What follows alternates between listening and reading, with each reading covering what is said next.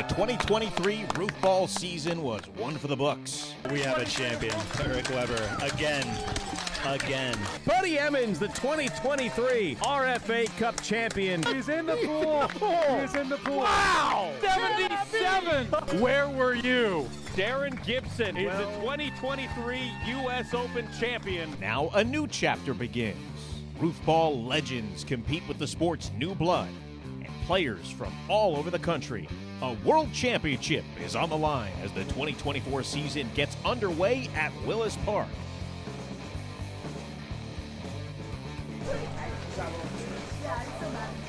Well, good afternoon and welcome to the 2024 Roofball World Championships and to the overcast and rainy Pacific Northwest, where the rain may have dampened the ground but not the spirits of the players and fans today for Roofball's first tournament of the new season. Hi, everybody. Welcome in along with Roofball veterans Lauren Wirtz and Rob Soliski. I'm Travis Demers. Happy to have you along with us here for Roofball in 2024. And, guys, we keep witnessing the explosion of Roofball. 9 states represented, and now for the first time internationally with Canada represented as well.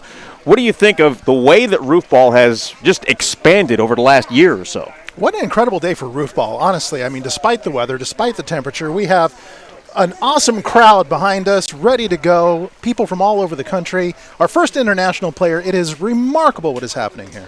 It's also remarkable that when we talked about this earlier, you were really talking a lot of smack about the rain and how much of an issue it was going to be, and Rob was the positive one. That has now changed. Can you keep the positivity? I mean, he literally stole my thunder right there. He did. I mean, that's insane. That's offensive. I will absolutely. I mean, bring on the chaos. That's what I like to see here, Roofball, is that anything changes, we adapt, we just keep going. This is Pacific Northwest. We're ready for this, ready to go. And this is the first official, actual World Championship of Roofball. Not just calling it a World Championship. Someone is going to be a real World Champion. The World Championship of the world of Roofball. Now, since the 2023 season, Roofball legend Derek Weber won the World Championships, but he also missed a tournament for the first time in his career. First time ever. He had other stuff going on, which meant that he did not have the chance to play against some of these other great players that have won other tournaments, that have fed into these ones, and has not faced some of the other players from all over the country and now all over the world at the 2023 U.S. Open. So our own Beth Willis right now is standing by with Derek to see if he can compete against this stacked field. Beth? Thank you so much, Travis. Derek Weber. Beth Willis. Your name has become synonymous with the sport, I'm not going to lie. But you weren't here for the last tournament. Care to explain yourself? I had probably a once-in-a-lifetime opportunity to do a state championship in a different sport. And Adam wouldn't move the dates of the last tournament for me. So I guess that goes to show you what this is. Roofball waits for no man. That's true. So I was hearing a little scuttlebutt at the booth, and they're talking about the rain. How do you think this is going to affect your play? How do you think this is going to affect the general field of play? Yeah, there's definitely going to be some effect. I think, obviously, the ball could be a little bit more slippery. And so if you don't have a good grip or you have smaller hands, it could be an issue. Also, I think the bigger thing is when if they're going all out on the pavement and the grass, you're going to see a lot more people go down today. Hopefully not on the pavement, so everybody stay safe there. And if you need that point to beat me, just let it go. Just let it go. We are hoping to avoid injuries at all costs anyway. Now, one other thing I want to ask, they did mention the fact that you are facing players that you haven't had a chance to face before. We're talking about winners of other states' tournaments. We're talking about Canadians. We're talking about an international invasion. How do you feel about your chances? I think they're as good as they ever are. I mean, Roofball, much like, say, golf or something, is very individualized, so it depends on how well you do. You have some effect, but not that much on your opponents. So I just got to go play my game. I think I'll be all right. And on the flip side, they've never played against me. Oh, wise words from a veteran Roofball champion. Back to you in the booth. Personal problems going on there. But if you want to see a full explanation of the rules here at Willis Park, you can check out the scoring explainer video at youtube.com/@RFA Roofball. Right now, we'll give you the short version. Presented by Taffy Stream. Don't just live stream. Make it a lasting legacy. Your content, your control. Now, the main goal is to throw the ball and hit the big pole up on the roof. You get 5 points for that. If you throw the ball and it starts on one side of the pole, goes behind it, comes down the other side, that's an around, believe it or not. That is worth 10 points. Catching the ball as it comes off the roof is worth 1 point as well. And if the ball hits the small pole on the upper roof, it makes the catch worth 5 points. We'll talk more about that when it happens. You definitely want to avoid throwing the ball over the roof because that will cost you 5 points. For more on the specific challenges the players will be facing, let's check out today's Roof Report presented by Dr. Roof. Well, hey there.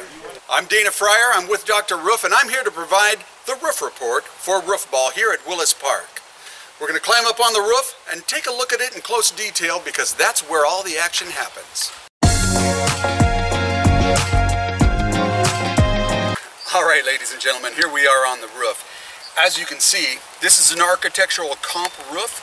You don't want a presidential roof. The dimensions on that is just too much of a wild card. The ball will be bouncing all over. Architectural comp, really good choice. There is a little bit of moss up here, though. They should give Dr. Roof a call. Aside from that, it's got some age on it. You'll notice there's some granule loss here. The ball could skim on that. You want a good bounce, especially if you're going to try to come around this. You want a good bounce.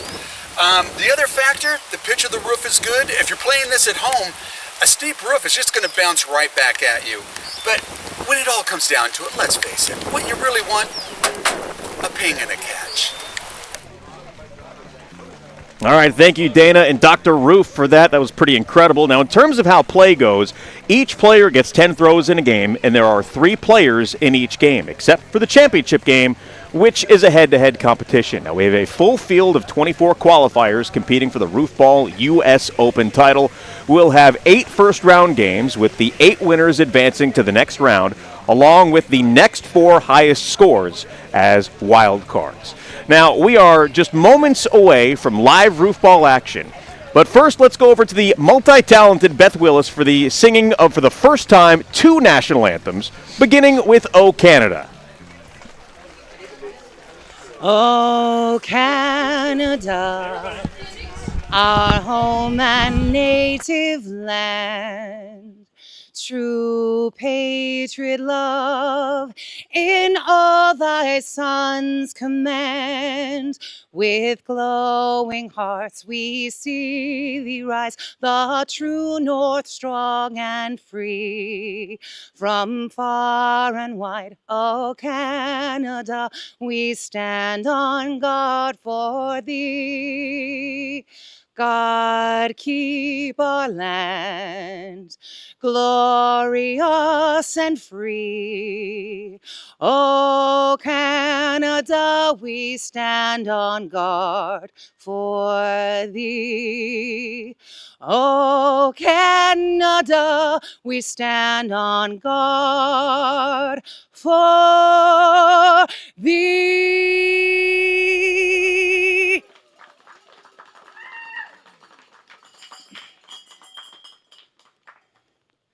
Oh, say, can you see by the dawn's early light what so proudly we hailed at the twilight's last gleaming, whose broad stripes and bright stars through the perilous fight o'er the ramparts we watched were so gallantly streaming, and the rocket's red glare, the bombs bursting in air, gave proof through the night that our flag was still there. Oh, say does that star-spangled banner yet wave o'er the land of the free and the home of the brave? Play ball! All right, Beth, thank you so much. Now, we talked earlier about the geographic diversity of today's field. So here it is in graphical form. Going Presented by Happy Dad Hard Seltzer and Tea. Better tasting and the perfect amount of carbonation. There are 13 players from here in Oregon, not a big surprise. And then 3 from our closest neighbor, Washington. But, guys, we've got 3 from Ohio and then 5 from other states and 1 Canadian player from Vancouver, British Columbia. Did you ever think we would see this much geographical diversity in a game that Adam Willis invented in his mom's driveway?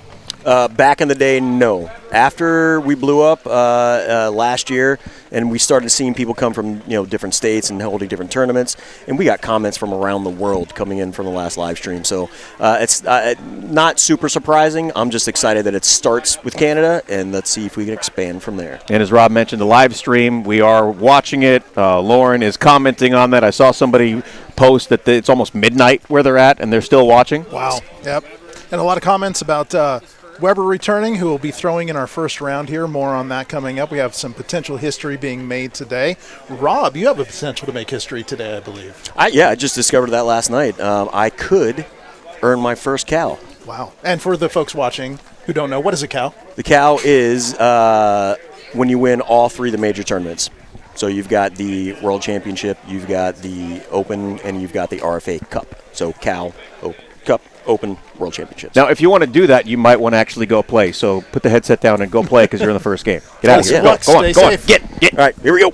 All right, we are ready just about here for the first game today.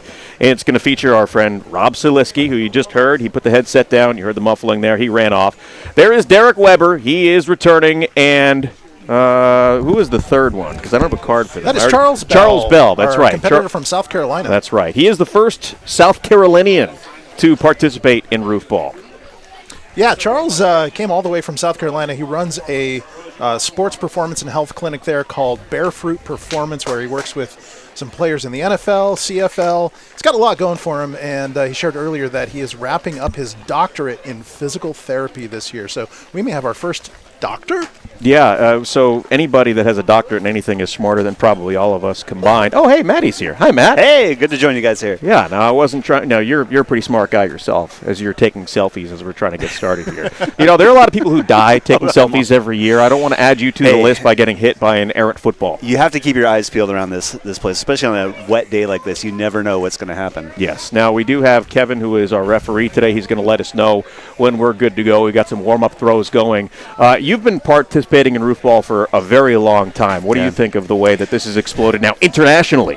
Mind-blowing. I mean, we have 2 national anthems now. That says it all. But, I think it's, it's one of those things, and we've talked about this before, but, homegrown sports is a thing across the world. I mean, that's just a human thing. And so this just is one shining example of that. And maybe it's not such a surprise that it's gone this big. Yeah, and I've seen a lot of comments from people over the last year or so. They're like, oh, I played a game like this growing up, or I could do that. Well, if you could, then why aren't you? Yep. So we did, and that's what Adam did. We're just piggybacking off of all of his hard work and efforts over the years here at Willis Park. Yep. And I'm to understand that I believe it's in Lancaster, Ohio. There is now an exact replica of this roof that has been built. That might be the most mind-boggling aspect of this success that Roofball's found, And when you say exact, it is exact. It's the spec. It is remarkable. A little bit of a newer roof, though. Yeah. There it is. There is the replica. Wow. That's where it was starting to be built outside of Lancaster, Ohio. That's the progress that's being made. Kind of looks like it's in the middle of nowhere. I mean, this is a big commitment right there. It's borderline obsessive and awesome at the same time. And speaking of obsessive, they've already moved the ping, the multiplier pole to be more in line with where it is on the original roof. All right, that's how seriously they're taking it. We are ready to go for game number 1. All right. So let's get started. We've got our 3 competitors for game number 1. There is Rob, who's just sitting with us a moment ago with the blue sleeves. Derek is in the middle, and Charles on the right of your screen, ready to go for game 1. So let's get started here, guys. All right, Kevin, our referee, says game on. So there is Rob out there in the rain, getting ready to throw his first throw of the afternoon. It's off to the right a little bit. Can still salvage a point, and he's unable to make the catch. Now, what's going to be interesting is we're looking at game 1 here with some dry footballs. As the day goes on, the balls are going to be getting wetter. They're going to be getting heavier. So when we get into game 8 or into the second round of the championship, as there's a ping from Derek and a catch, we'll see how that affects gameplay. Yeah, wet, heavy balls are going to be a problem for these guys today. Sounds like a problem for you. Here's Charles' first ever throw. It's a little off to the right. Good form. Nice spiral. Just can't quite make the catch. And we see for the first time, too, how the grass is going to play into this because despite being in some of the best condition we've seen it over the years, it is going to be slippery out there. Almost gotten around there. Ping and a catch for Rob. What I don't want to see, though, is on that wet grass somebody not paying attention because they're going for a ball and slide and tear something. Absolutely. Or destroy the trophies. Kevin says that was not a ping, just a catch. So 1 point there for Derek. Derek's at 7 now. See, Charles is smart. He's got a towel in his back pocket. That is smart. He's just going to get the 1 point for the catch. Now, I think that might be a good strategy today, that inside-out ping, because the ball with the roof being wet, the ball will skip a little bit more today, and you might see some more overs. Oh, there's a multiplier, so he doesn't get it was coming. Does it count? Yeah, it was still rolling. So, all right, so we got helped out by the bush. That's 5 points there for Rob. What a way to salvage some points on that. Yeah. Solid ping and catch for Derek. And I've always questioned that if it hits the bush and it's just kind of sitting up there, like, if in baseball, if a ball hits off the wall and you catch it, you don't get, it's not an out.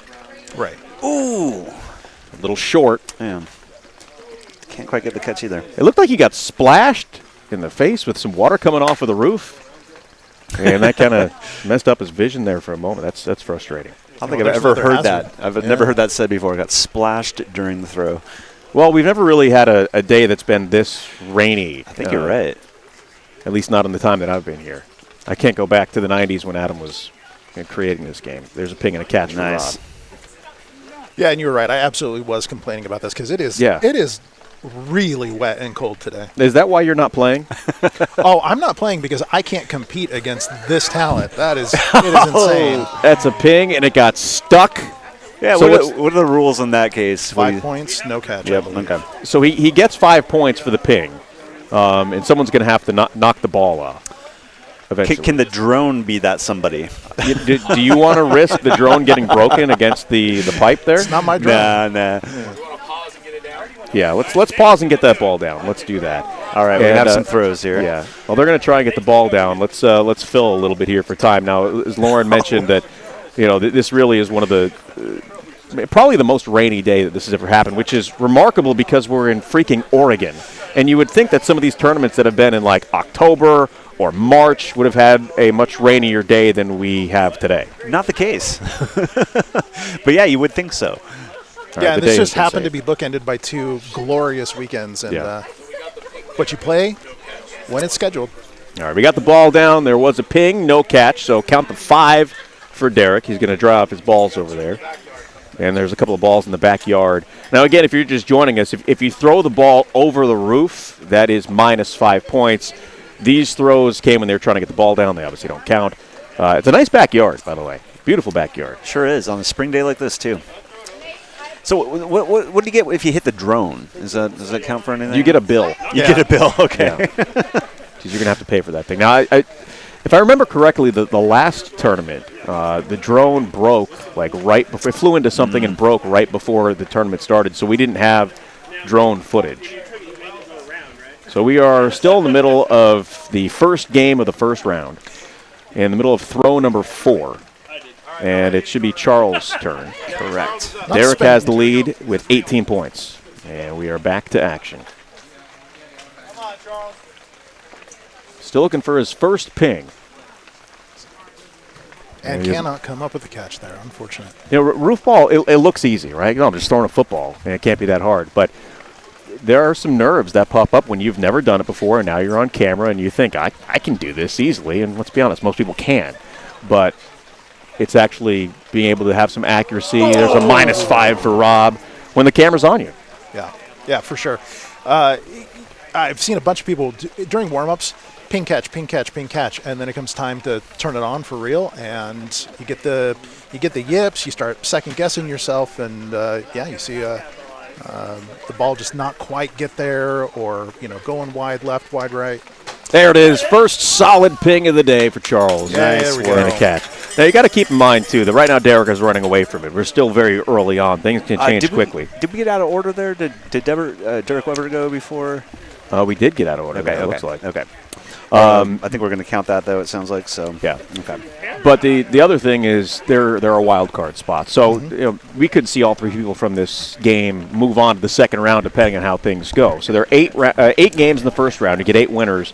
And then the next 4 highest overall scores will advance to the second round. Yep.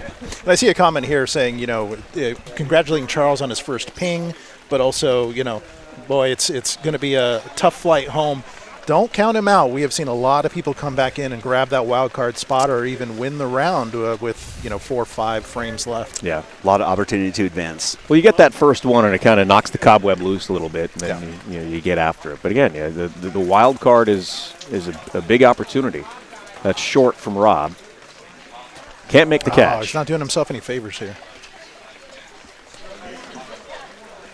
And Tarek might take advantage here. That's the thing. Derek usually isn't super flashy. I mean, he's got a lot of high-scoring games, but he's just consistent. That's key right there. Consistency will get you where you need to get to.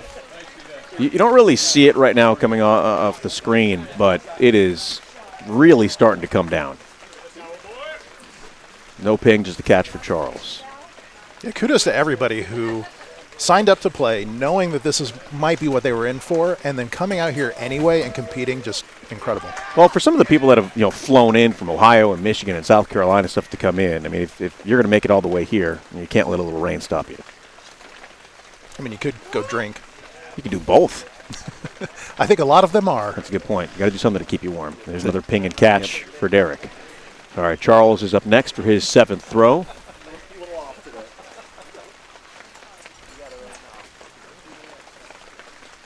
There's another ping. And a catch. On a rope there. It's interesting because sometimes over the years we see the people that have the best ability to throw the football are not the best at this game. Yeah, I think we had a quarterback last year compete and did not do so good. I will say it doesn't hurt, though. You look at somebody like a Steve Stoopy. Yep, yeah. There you go. Exactly. Played a little quarterback in high school. He's got a good arm, good aim.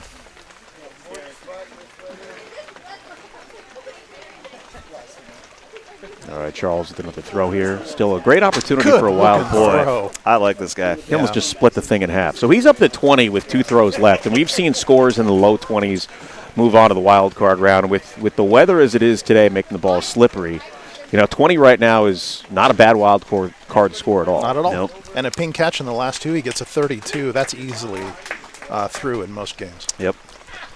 And Rob's sitting right there as well.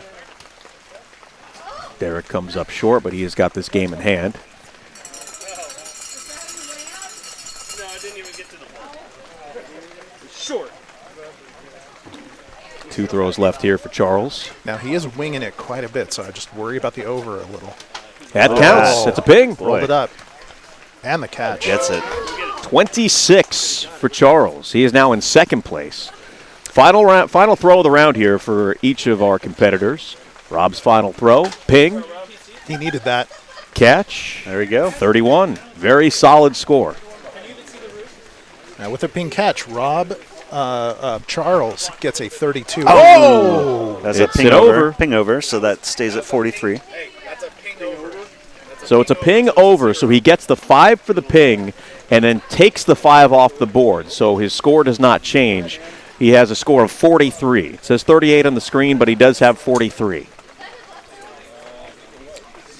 It's off to the right. This catch is worth 5. Did it get the multiplier? Nope. Oh, okay. Unfortunate. All right. So Derek, it says 38 on the board, but he does have a 43. He wins the first game. Rob with 31 and Charles with 26. Now the score on your screen is correct. Derek moves on, but both Charles and Rob with very solid scores and a good opportunity for the wild card. It does seem like Charles figured something out there. Yeah. He got a little accustomed to the roof, like you were saying, shook the cobwebs off, jitters got out, and I think we're going to have an opportunity to talk to him here in just a moment. Yeah, looks like Beth is standing by with Charles after his first Roofball game. Beth, take it away. Thank you so much, Travis. Charles, welcome to Willis Park. How'd you like your first game? Rather disappointed in my performance. Should have dove in the bushes a little more often, aggressively. I figured I had pretty good touch on the ball today. I probably should have taken a few more practice throws. But overall, first time, it is what it is, a little beginner's luck. I'm taking it wrong with it. Heck yeah. Now, from what I'm hearing, because of the rain and the way that the field is today, you may actually have a really good shot at a wild card. How are you feeling about that? I will definitely be praying for that wild card. All right. Thank you so much for joining us. Thank you. Back to you guys in the booth. All right, Beth. Now, again, Rob and Charles sitting in 1 and 2 in the wild card spots. Plenty of time left for other competitors to knock them out, but they also have a great shot. Yeah, absolutely. And 26 is nothing to be sad about. That's a pretty decent score for your first time ever playing. Yeah, on a day like this especially. Yeah. All right, we're getting ready for game number 2 here in just a moment. We're going to have Buddy Emmons, Scott Greenstead, and Dan O'Reilly. Those names sound familiar to you guys? A little bit? Sure do. Little bit. Especially the first, Buddy and Dan go so far back in this sport. Buddy has been in pretty much every tournament almost as a neighbor down the block, a couple blocks down, so he's seen his fair share and hosted his fair share in his backyard. Yeah. Now, Scott's name, if you're not familiar with it now, you're going to be familiar with it. He is the one who built the exact replica of the roof in Ohio. There will be a major tournament played there later on this year, so even though he's he's new to Roofball, newer in the last year or so, he's going to be a mainstay in this sport. Clearly. And multi-talented, I hear he has done a trim-up for several of our players here today. Several who needed it, too, I might add. Yeah. You didn't want to get in on that, Matty? I could probably use a little touch-up here and there, but yeah. If I had known, I wouldn't have bicked it this morning. So. When was the last time you had somebody else cut your hair? Oh, 15 years easy. Yeah. So you've been shaving your head for 15 years? Oh, longer than that. Oh, okay. All right, I think we're ready to go. Okay, the order is Emmons, O'Reilly, and Grunstadt. Waiting for the competitors. There's Buddy.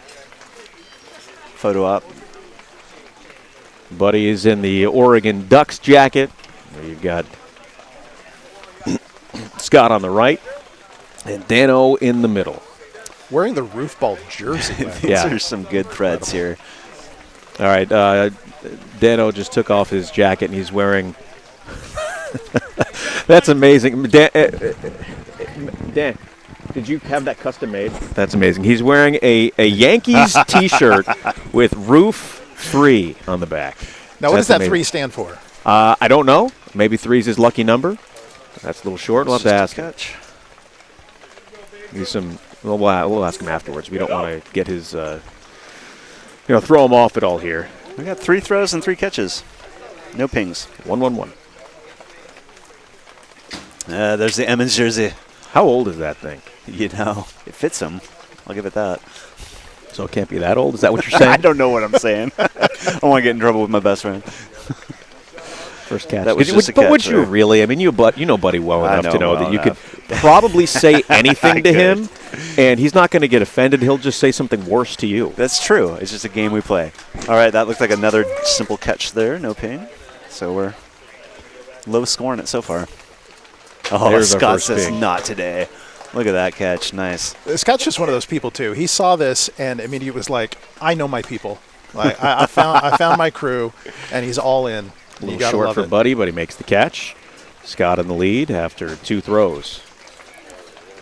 Raise the roof. Here we go. So not only did he get his own Yankees shirt custom made, but he did it with Roof on the back. Not his own name, but Roof. Reminds me of what a dog says.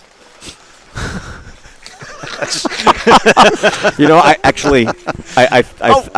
think I just figured out. I'm a little slow today. So who wore number 3 for the Yankees? Oh, who's that? Babe Ruth. There and instead of Ruth on the back, it says Roof. I get it now. I'm a little slow. Pieced that together. All right, but he's catching his way to a 4 here. If you're a little slow, we're on the red light over here. Yeah, no kidding. Did you ever see that Looney Tunes cartoon from like the 40s where the guy comes in, he's like, oh, I've got a talking dog. He's like, what's on top of a house? Roof. Who's the best baseball player? Roof. And they kick him out. And he's like, maybe I should have said DiMaggio. Yeah, there you go. Dano, meanwhile, got a ping catch, and here Scott is just not letting up. He's doing great. Scott's got the big lead here early. Guy should have brought a fireplace in. Probably wouldn't be a good idea for a space heater, though, because that would get shorted out pretty quick. You'd have a fire. People would die. It wouldn't be good. Buddy has as many points as he has thrown the ball. Times he's thrown the ball. Did it hit? Think Yes. it did. Yeah. Kevin says yes. It is a Excellent. ping and a catch. 6 points for Dano. Let's hear it for Kevin, too, who's going to be standing out in the rain all day. Another solid but doing ping. a fantastic job refereeing here. You've got some rain gear on. I have a feeling Scott's been practicing this on a certain roof replica back home. Yeah. He is the only player in the world, other than Adam, who can just find the exact roof anytime he wants. Yep. Ooh. Little off to the left, but he gets the catch. And having that 1 point for that catch, it might not seem like it because just 1 point. There's our first round of the day. Scott's tearing it up. That 1 point could be the difference between a wild card spot and not. 100%. Yeah, I have a feeling it's going to be really tight today to get into that second round. Especially for Buddy.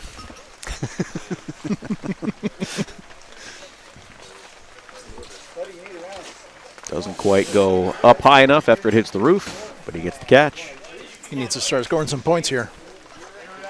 Yeah, what do we got for wild cards so far? We've got a Whoa. 31 and a 26. Scott is just tearing this Another place up. 5 for Scott with 3 throws left.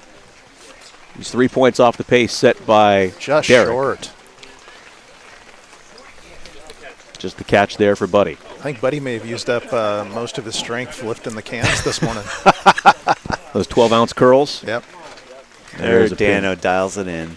Nice.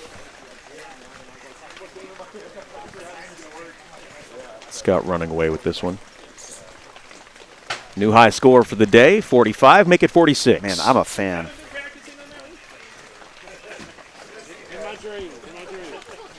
Dano's got 2 frames to make a case for the wild card. That is what we my. call a cat killer. If anything was wandering around the backyard, an Andy, an animal, they were in jeopardy just now. Are we at the point of the game where he's doing it on purpose? I'm surprised he hasn't punted it yet. I'll tell you what, if he hadn't shown up when he did, I might have been out there just intentionally throwing around or overs on his behalf. So A little short, but this is a key catch. He can't make it. Cannot do it. That's okay. I think Buddy was just checking to see if the hot tub was open. There you go. That's where he'll be spending the rest of the day. So no ping there. Just a catch, but a game high and a day high 47 for Scott. Yeah, as long as he doesn't get an around or an over on the next one, he should hold as a high score of the day so far. Dano needs a ping to move ahead of Charles for the wild card. Well, Again, 4 wild cards move on. I don't think Buddy's going to be one. Is he going to stay, though? That's the question. This is the big question. We're accepting short. bets on that question right now. Depends on how the beer supply holds up, I guess. So Dano finishes with 24. That was scary there for a moment. I mean, he still would have won it, but that was really close going on. So 48 for Scott. He wins game 2 and advances on to the second round. Dan is in pretty good position for a wild card. And Buddy can go home. Man, I got to say, Scott is really showing his form right now. I want to know how much he practices, though. I think we should interview him on that, yeah. No, I think it's going to be Dano. All right, Beth is standing by with Dano. Beth, take it away. Thanks, Travis. Dano, love the shirt. Thank you. Not loving the rain. Yeah, not loving the rain. How do you feel about your performance today? Not fantastic. Not fantastic. I did a disrespect to New York Yankees, to the Babe Ruth brand name, but, worth the flight. Definitely worth the flight out here. I would imagine that the crowd would be divided on whether or not disrespect to the Yankees was a good thing, so I'm just going to keep quiet about that.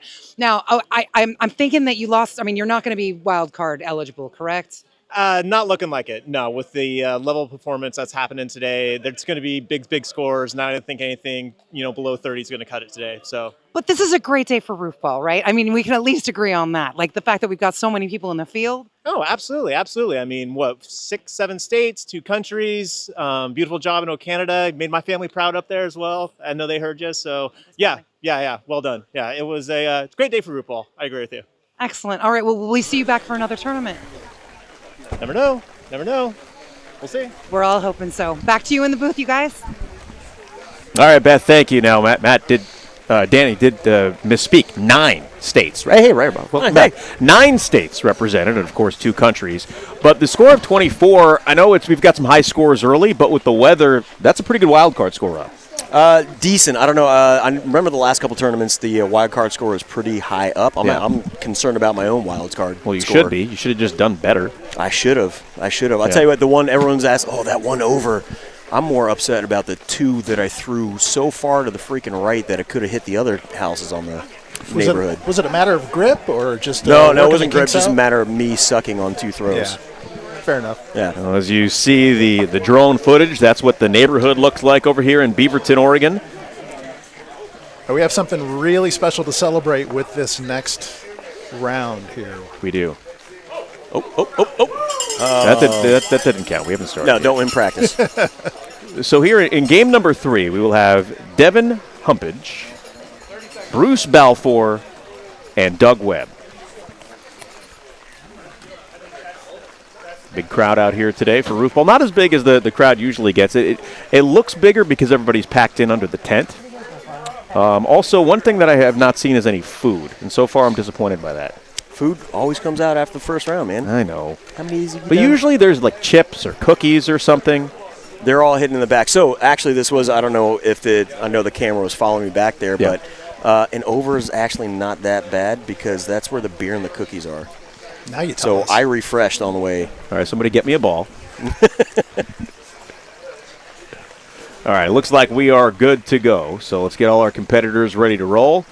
They are standing there, and on the left, there you see the Canadian Bruce Balfour, the first ever player to make it down here straight from Canada, not the only player with Canadian lineage. We have Doug Webb on the right and Devin Humpage in the middle, and we are ready to go for game number 3.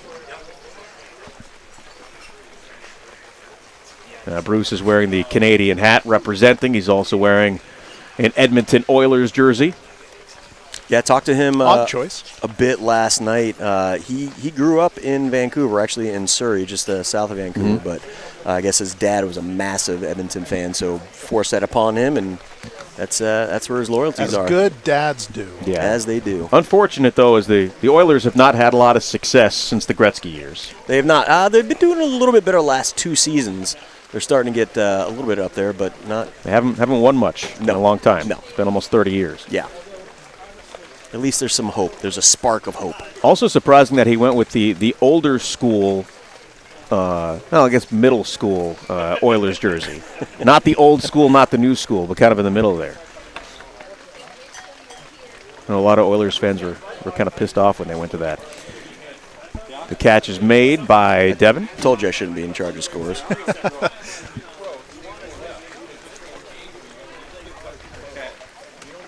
A little short.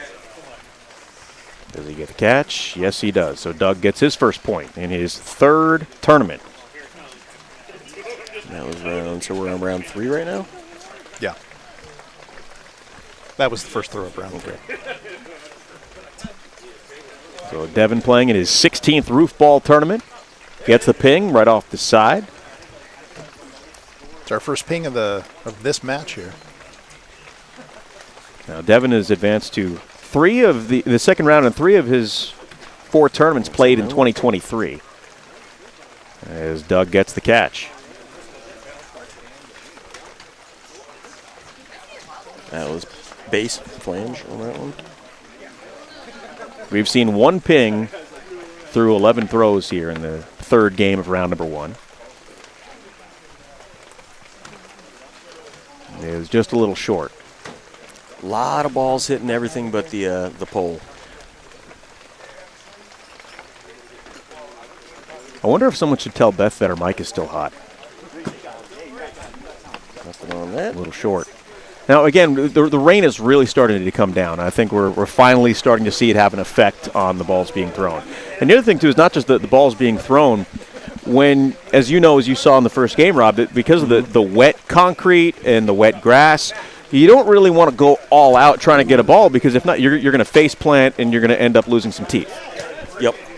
It was that was my biggest concern, was slipping on the driveway and blowing out something.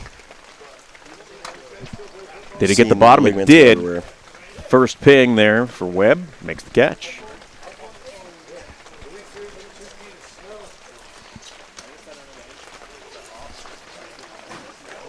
Oh, Bruce can't get it. You know, Bruce is tall. He's one of the tallest, if not the tallest competitor here today, and he's got long arms.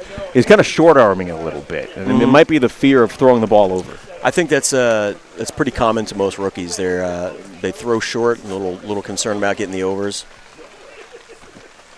I've never really been afraid of that, and that's why I throw a lot of overs. Kind of looks like a gazelle on the grass over there, too.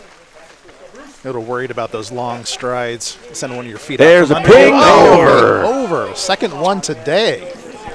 So he gets his first ping, but he also gets his first over at the same time. Now, Rob, having played out there, I just want to ask, there's something a little bit new this year. We have cameras following the players around to get these great shots that everybody's seeing right now. What's it like having somebody always on you with that camera following you around throughout the round? It was a little distracting at first. It's more distracting not while you're throwing, at least while I was throwing. It's more distracting when I'm trying to see the other players' throws. I'm looking past the camera guy and I'm looking around. But I don't know. I think it's a cool new aspect to the game. I think great to follow them around. You got your own little personal camera guy there. I think there are a total, including the drone, I think there are 8 cameras. That's awesome. I haven't seen that before, where the ball gets stuck. Oh, the camera went away from it. The ball got stuck between the back of the house and, what would you call that? Like that gazebo? Gazebo? Yeah. Pergola. The hell's a pergola? I think that's what that is. It's a gazebo. I've never heard that word in my life. Yep. I only know because my wife made me build one around the hot tub. There you go. They got to dry off all the balls here. They got pretty wet back there.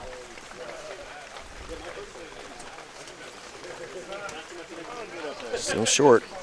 He's going to need to loosen up here and get some pings. Somebody go over there and shake him. That's a ping around. 10 and 11. That's a big one for Devin. Inside out around. But you also saw the ball slip out of his hand, too. There's a strong pitch. That should be nice technique. Yeah. All right, double digits finally.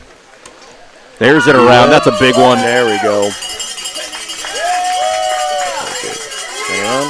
He's going to need another big score in the final frame, but that makes it possible for him to sneak into the wild card. And Devin does not have this game in hand just yet. Did it get it? No. Ref calls base. A little surprised about that. It's the catch. There's a ping. And a catch, so with one throw left. Doug's got 16.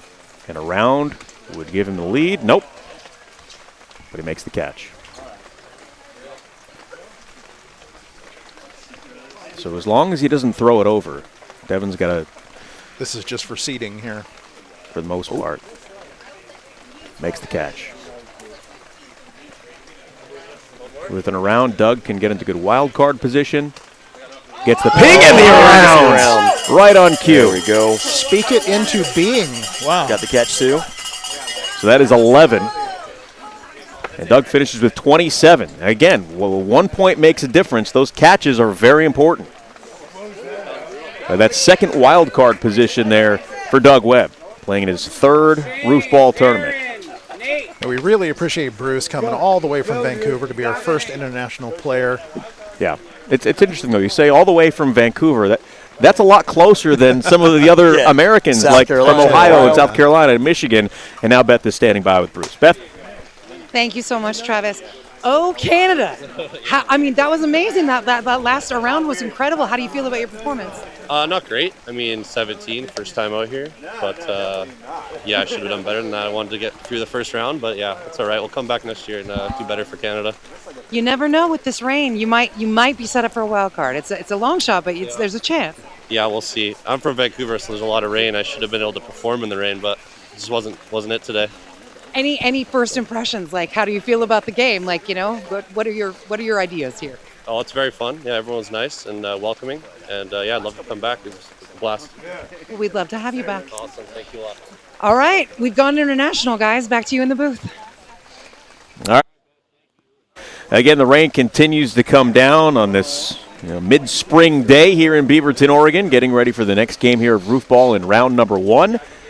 This is the first tournament of 2024, the first major, I should say, of 2024. I'm looking at those drone shots that we get between games, and my goodness, we live in a beautiful area. Don't we? Wow. Yeah, those misty up high shots are really cool. This, I mean, it's just every single tournament we have, this just gets better and better. Well, we have a moment. I want to let you know you can donate to Roofball. The Venmo is at Roofball. And as you see there on your screen, every single penny is going to go to Roofball in various ways. And that includes paying for productions like this, the equipment, and all the things that go into play. We get paid? I didn't say us. I said the equipment and things like that, and the production. Adam has put in so much time, effort, and money out of his own pocket to make this thing happen. I don't want to get paid. It really is a passion project. Yeah, this is so much fun. And if anybody could, if you got a couple of bucks you want to throw, that would be massively helpful to keep these things going. Yeah, for sure. And there are tournaments all over the country. We mentioned we're going to have the first major outside of Oregon coming up pretty soon. That's in Ohio. And transportation for people like Adam to be able to go and things like that, because there should not be a major without Adam Willis there. Yeah. And thank you to everybody who has already donated. We really, really appreciate you. All right, getting ready for the next game here. Let's see. Who do we got? We have Darren Gibson, Nate Rauner, and Shane Alberta. This is game number 4. Now, Darren Gibson. Lose count already? I'm really looking forward to this, because the last tournament I was at, this guy threw a single game record 77. First time out. First time playing. All right, I think we are ready to go. Kevin gives us the thumbs up, and we are good to go. Yeah, I think Darren's definitely got to be one of the favorites for this, just because of that. I mean, 77 is incredible. First throw is a ping. Did that hit the ping? Nope, it's just an over. So Shane's first throw is an over. And there is just a catch.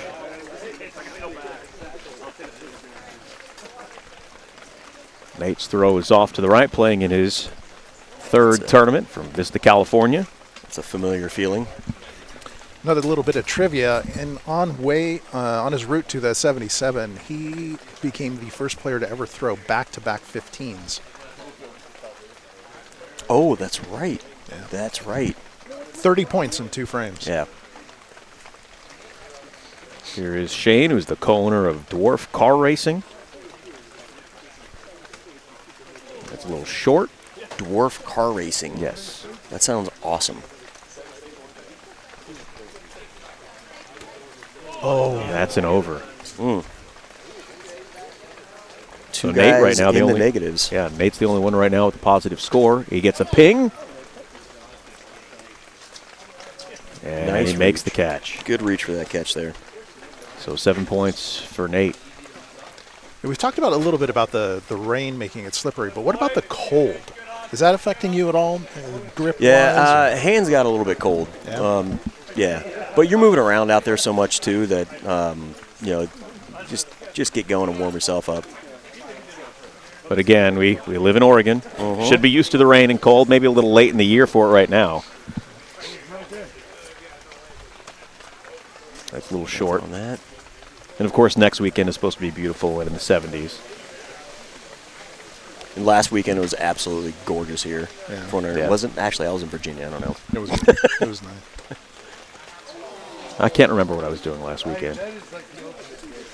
I was in Virginia for my dad's 80th birthday. Happy birthday, Dad! If you're happy birthday, watching. Papa Happy birthday again. Where in Virginia were you? Woodbridge, about 25 miles south of D.C. You know Woodbridge? I do know Woodbridge. How do you know Woodbridge? I lived in Arlington for a while. Oh, no kidding. And Springfield. Rad. There's a ping and a catch.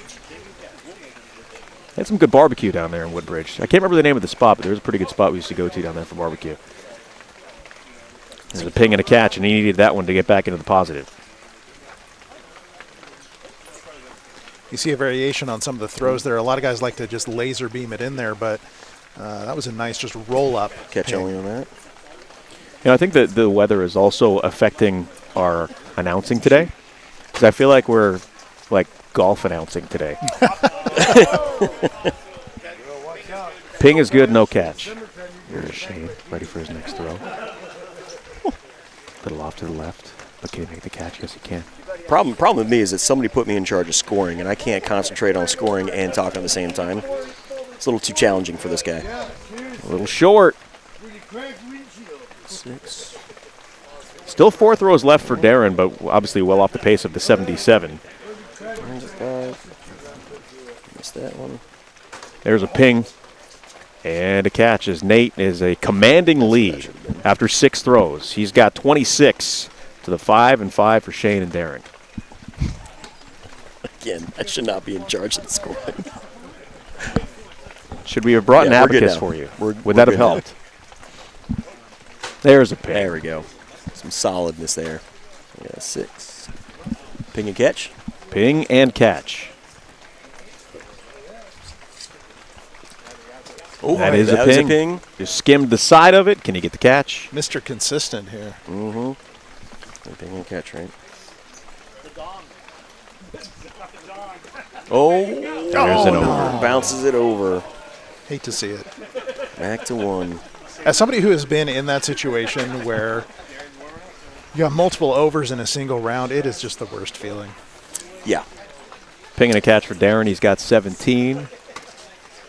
Did it count? Nope. No, it was base. Thankfully, Shane didn't do his in a final. Did you I do noticed, that? Yeah.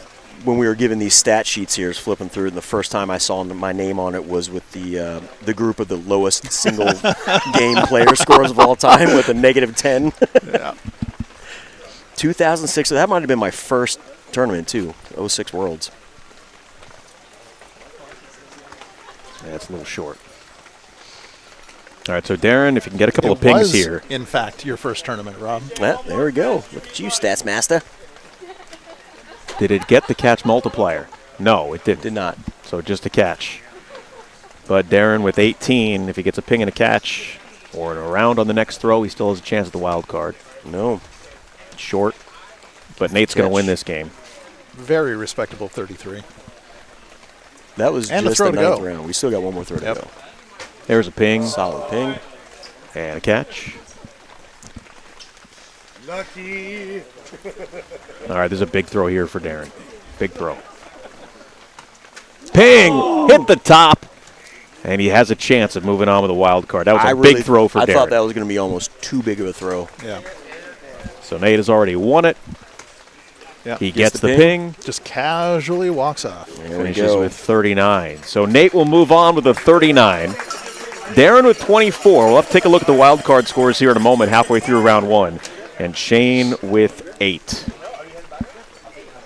And Beth is going to be joined here by Darren Gibson in just a moment as he makes his way across the field. And let's send it over to Beth Willis. Thank you so much, Travis. Darren, 77 last tournament. This tournament not as good. Was the rain a factor? I don't know. I would have to say it is, but I can't make excuses. I just didn't do well right there. The over hurt me too, so now it's just a waiting game. Yeah, it's all about that wild card. How do you like your chances? With all the competitors here, it's going to be tough. It's going to be real close. Yeah. I agree. What do you think of the expanded field? I mean, this is all you've ever known, really, but I mean, it's gotten even bigger. Yeah, it's very, very, like I said, competitive. You know, it's anyone's game. You know, anyone can win it here. Absolutely. Yeah. Are you going to be rooting for your brother next? Definitely, for sure, no doubt. Now you know he's playing me, right? Yes. Okay, then I guess I hope he beats you then. All right, I can accept it. I can accept it. All right, so we'll see you. We hope in the next rounds, and if not, just next tournament. I'm hoping. Definitely. Oh yeah. I got one coming up here in 3 weeks up in Grand Rapids, Michigan. So yeah. Excellent. Well, we are really watching. We're excited watching your career unfold. It's really it's fun. Roofball's fun. Yeah, it is. I mean, what more can you say? Back to you in the booth.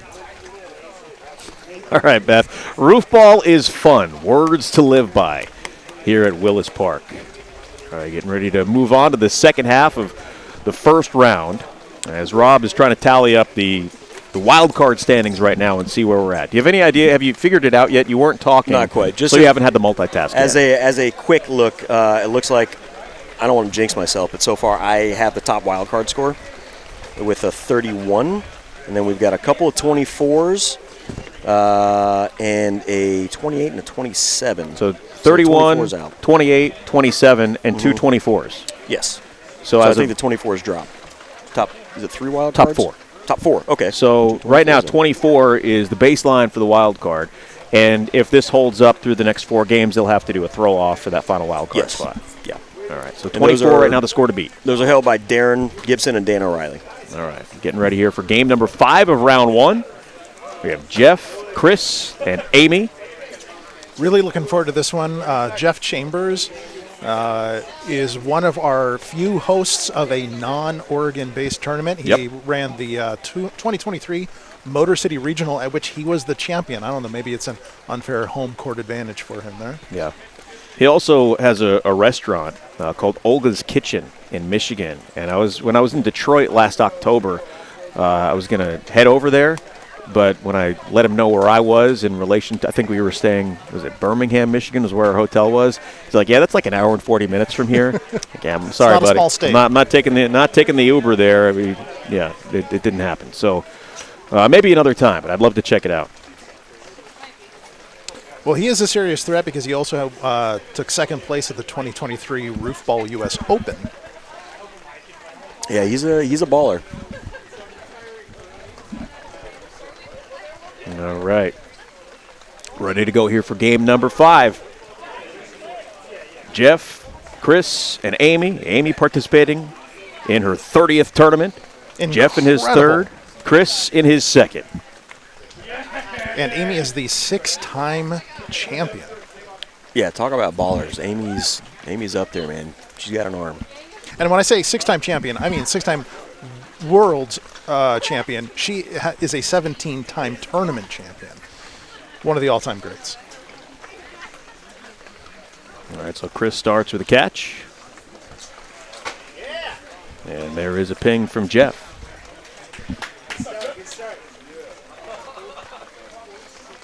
Amy's first throw of the day. That one slipped right out of her hand. Yep. Gets the catch.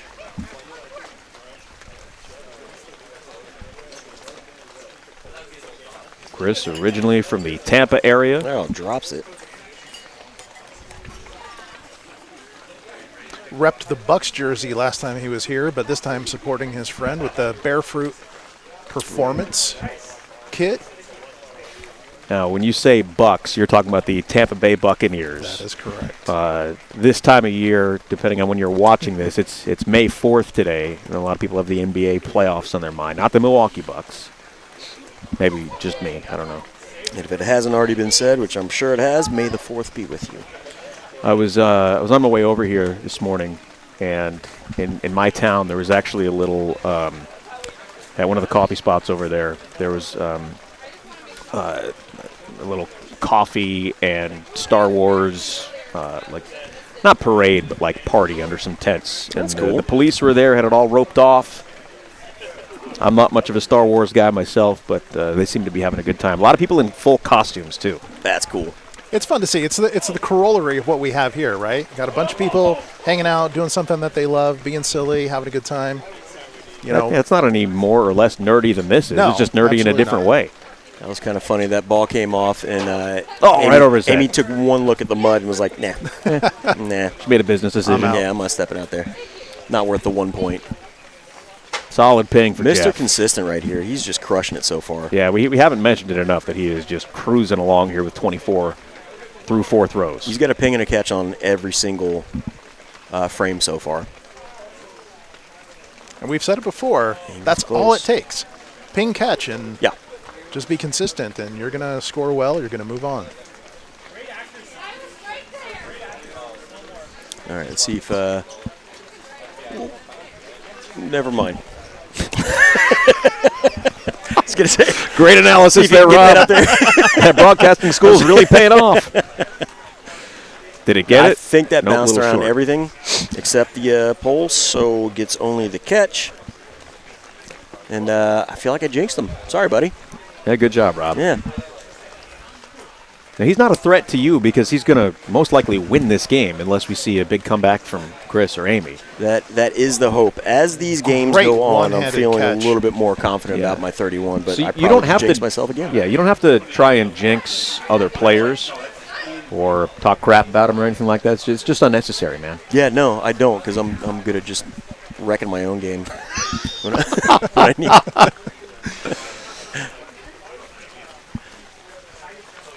Chris now hailing from Mesa, Arizona. Made it to the second round of the 23 RFA Cup.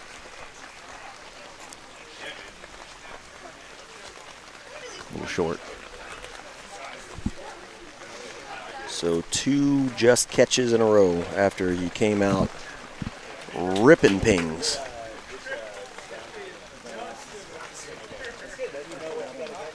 Amy Dieterman. Oh. Did it get it? Yes, it did. It's got it. Count it, and the catch. There we go. 6 for Amy. Double digits, up to 10. Nice job, Amy. Rooting for Chris to get on the board here. Let's go. He's got 4 throws left. Still a big opportunity. A little short. So close. And right now he sits at 3, but you get 1 around and 1 ping, and that changes everything. Oh, he's in there, yeah. A little short for Jeff.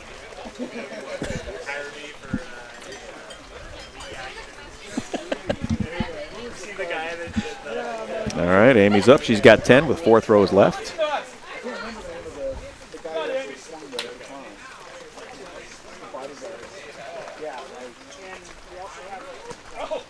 Another business decision made by Amy. I wonder if those are new shoes or something. Who would wear new shoes to Roofball on a rainy day? I don't know.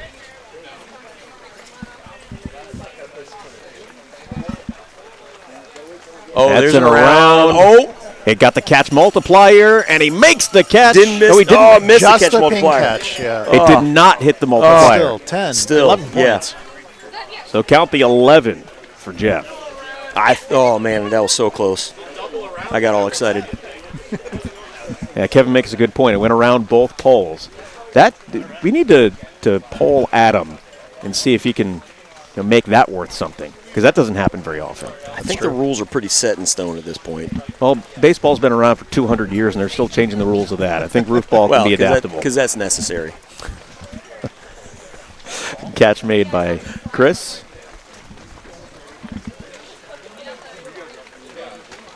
There is a ping and around. That's the slowest inside-out around I've ever seen. Makes the catch, and that is a new high score for the day of 49 for Jeff with a throw left. Nice job. My scoreboard stops at 9 for some reason on this page. Do you have a pen? Can you draw another frame? Working on it.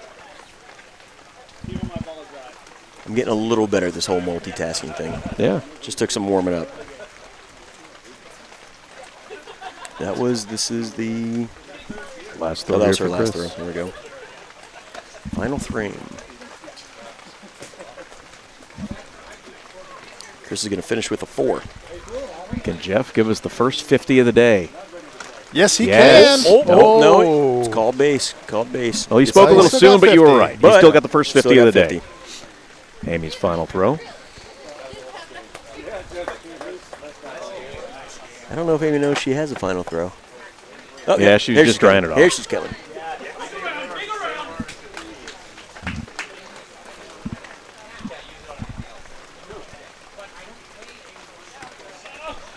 Little short again. Having grip is just a little bit of an issue.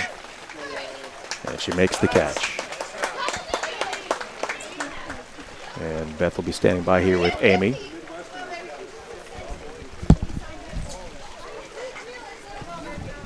All right, we see Amy walking up to have a quick chat with Beth. And there she is. All right, so let's throw it over to Beth Willis with Amy Thanks so much, Dieterman. Lauren. Heck yeah. Amy, I mean, how is the rain treating you? That's the first question. It's wet. I mean, I could feel a couple times, even though I was drying it in between rounds, I could feel it slipping. I mean, so be careful and don't fall in the danger zone. This is what I deem the danger zone. I heard the guys in the booths talking about, okay, Dieterman's making a business decision on this one. Yes. I noticed that you were not sacrificing your body in the mud. No. I think that was a wise choice. I really do. Anyone else? All the power to you. Love you. No, not me. Now, we do have a full women's field today. I'm playing later. We've got Michelle Gallinger. All the power to I mean, how are you feeling about your chances with the title? I think one of you guys can take it. We will see. I was going to say, but it's wet, so who knows? I mean, this is a factor. I mean, of course, then somebody puts up a 50, so you know what? No, it really is. It really is anybody's game out there. Yep. Yeah, but we're always rooting for you. We're always rooting for Heck everyone. yeah, all the girls GOAT out Amy there. Dieterman, ladies and gentlemen. Willis. Thank you. Back to you in the booth. All right, thanks so much, Beth. Well, everybody, in a conversation about the mud and the rain, it was brought to my attention that we are literally standing in the mud and in the rain to do these interviews. We might want to reconsider that decision. Yeah, well, I'm kind of sitting on this janky platform that so my chair doesn't sink into the mud. I don't know what's better, the fear of falling through this platform that my brother-in-law built. Love you, buddy. Not the best carpenter.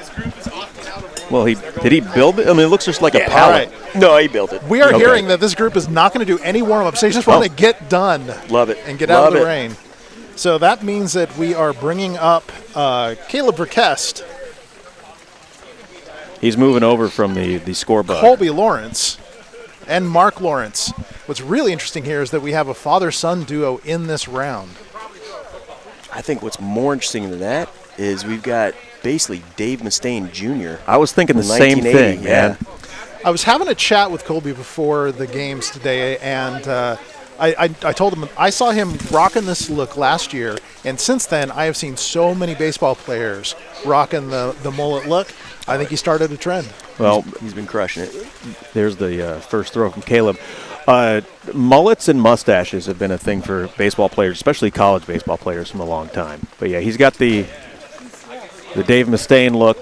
Got the little P-cells, but who's buying? He's rocking it. And if anybody's about my age, and you guys are a little older than me, and if anybody's about my age and they remember the show from the early 90s on Nickelodeon, Salute Your Shorts, that mullet might look a little familiar too, a little Bobby Budnick action.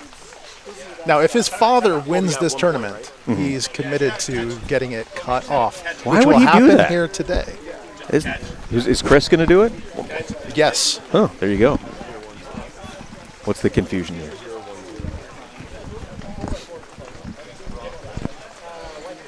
Scoring. Weird. There's a ping from Caleb. And a catch. All right, on the board with 6. Oh. That is an unusual ping. I don't know if I've ever seen a ping that style. Top Love roof it. to Love it. pole and then down. Somebody made a comment that we needed an official RFA shirt saying just some goofballs playing roofball. I like that. I love that. That's phenomenal. It is. Who is that? Let's give him some high five love on the. It says number 1. There's a reason why they are number 1.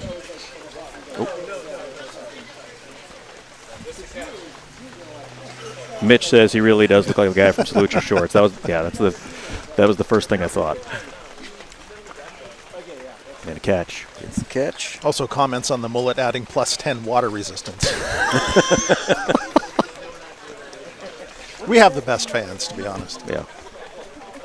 I love it. There's a catch.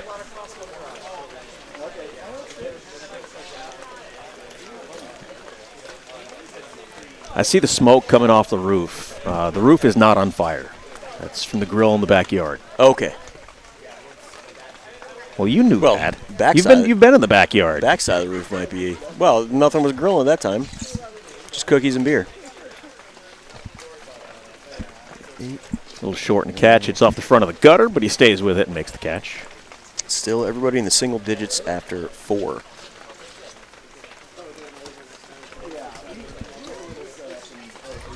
Effortless little catch there from Caleb. Yeah. Just The makes it grip look on the too easy. fingertips. I question that approach on a slick day like today. All right, there's our first double digiter right there. Colby for 10. Oh, that's a ping. I saw him wind up on that when he was not going to leave it short. That Barely ping. So just like that, he is right back in contention. We've got Caleb with 8, Colby with 10, and is it Mike? What? M. Lawrence? Matt. Matt. You guys are both wrong. It's My Matt. bad. Come 10. on, guys. Sorry, Matt. Love you, man.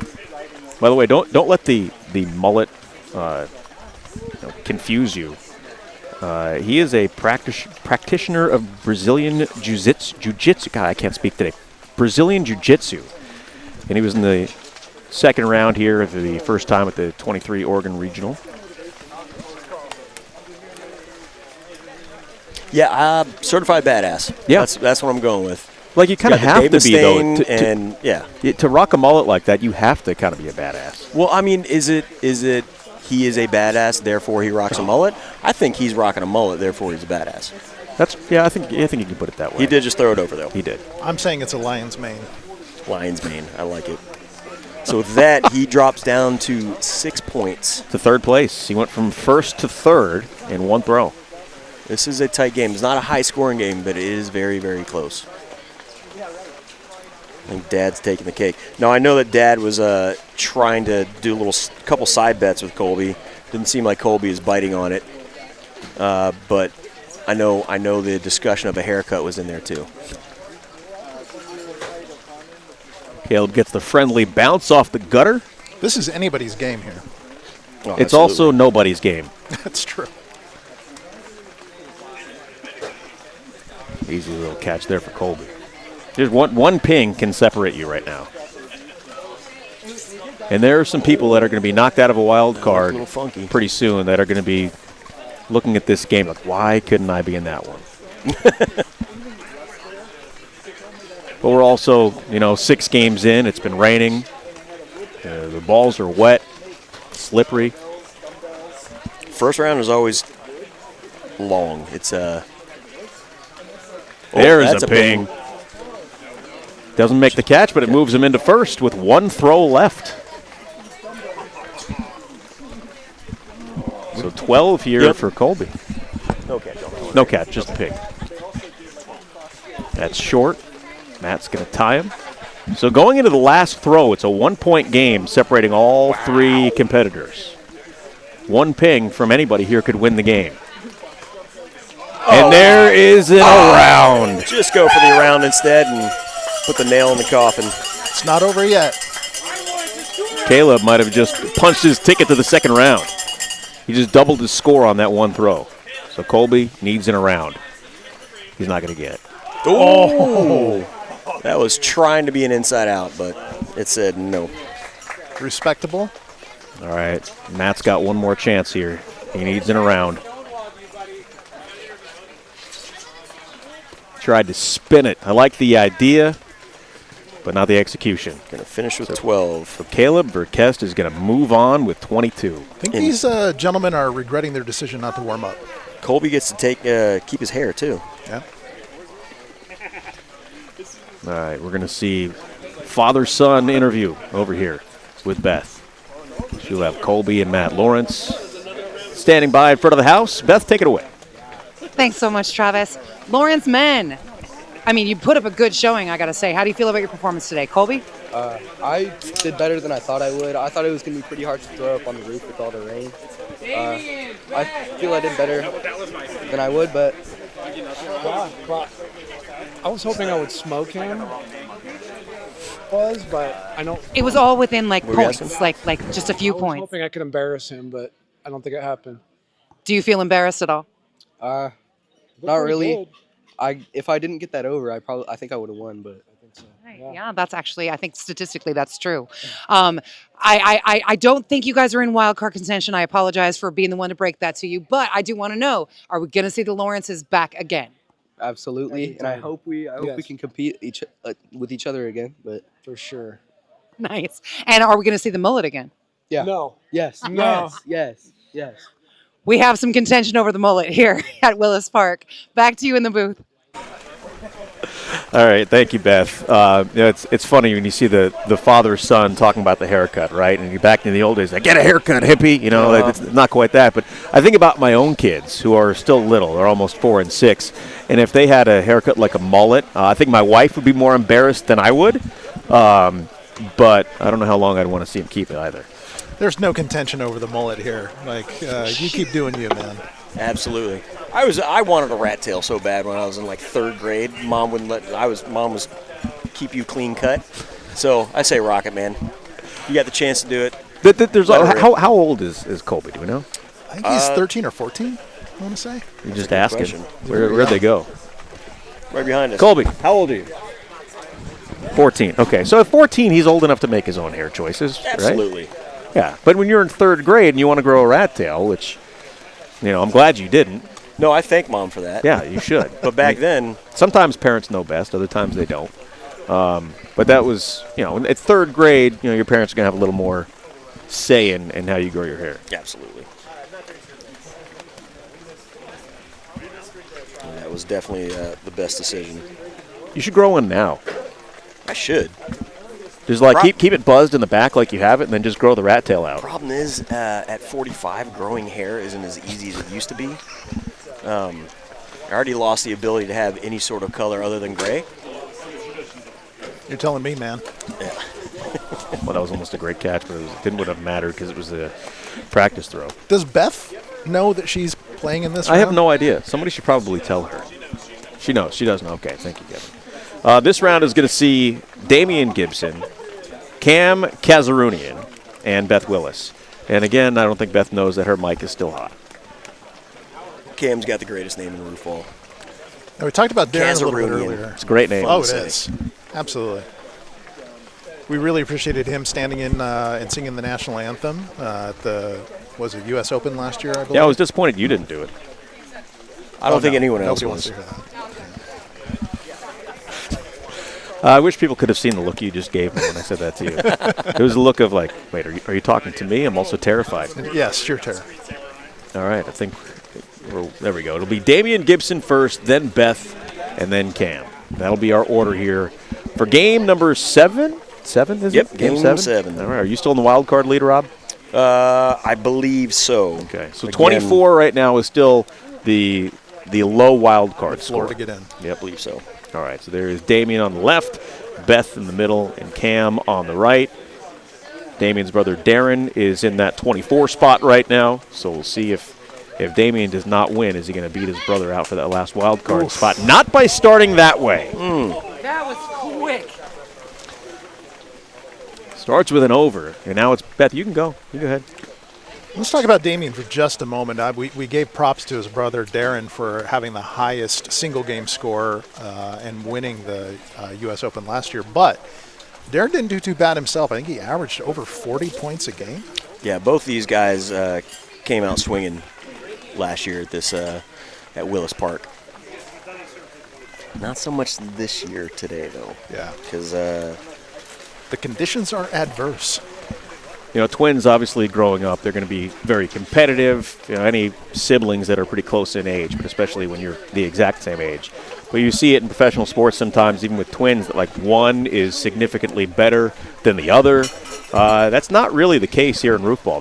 They're both pretty equal in terms of their Roofball abilities. Yeah. Although they probably wouldn't like me saying that, because they both, I'm sure, think they are significantly better than the other. Look at that rocket. they did both throw an over within their first 2 frames. That's true. They are very competitive. They were arguing about who had their Columbia jackets first. All right, here is Beth playing in her 46th tournament, the 3rd most all time. There's a catch for Beth. She's an OG. She is. Her first tournament was the 1999 U.S. Open. There is an over from Cam and knocks him out of first place. So far, Beth is in first place with a 3. Not anymore. Nope. Damien with the ping and catch. His first tournament was the 23 Motor City Regional. Was that the first regional? I think it was. That went off to the left a bit from Beth, wearing her very own Roofball jersey. There's a question coming in online about Beth, and yes, you are correct. She is the all-time women's champion with 18 total Roofball championships, and 11 of those at the World Championships.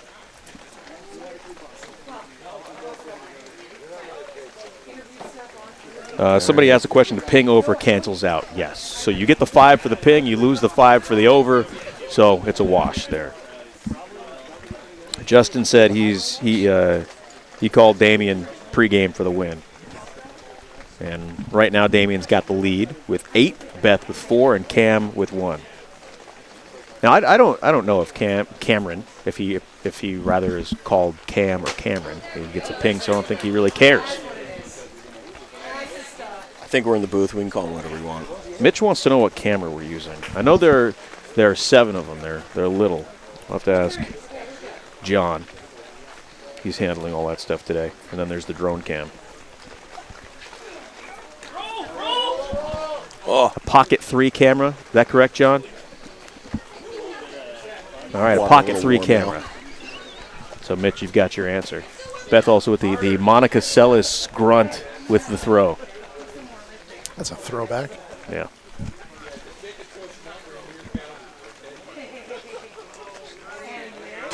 There's a ping. Boy, he's got to be on target with those, because if not, just a little to the left or right, that's going straight over the house. And I don't think the camera showed it, but he slipped when he threw. It's pretty treacherous on the concrete over there. There's a catch.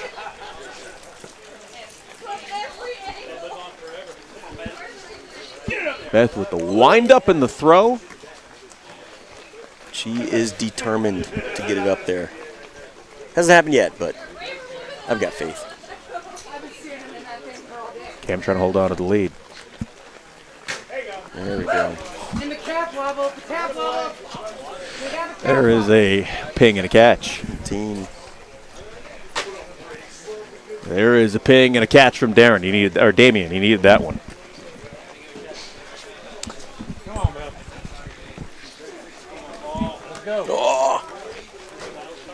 Can't quite make the catch. JT Balfor asking or making a comment about pretty standard throwing strategy. Has anybody tried any other mechanics? Over the years, yes. Yeah. We've had a few granny throws, some underhand. Good catch. Not as successful that direction. The challenge with the granny, of course, is that you can get it rolling up there, but it's an oblong. You're not throwing a ball. It's an oblong, and so any little bit of wobble, it's going to throw it left or right. So your best shot really is just kind of hucking it up there straight at the pole. Yep. Well, if when it gets rolling up there too, you get a little bit too much juice. It just keeps going. So lots of overs that way. Man. Solid ping, multiplier. Can he make the catch? Yes! There it is. 15. That is our first 15 of the day, and Cam takes the lead. Blast them up to 35 points. There is a ping. Ping.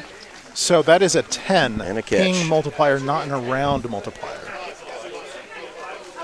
Let's pause. Oh, it's not the 15-point play. It is a ping multiplier, so 10, not 15. We still don't have a 15, but give him 5 for the ping and 5 for the catch multiplier. So he should have 30 points. It's correct on your screen. Yep. And he has got the lead.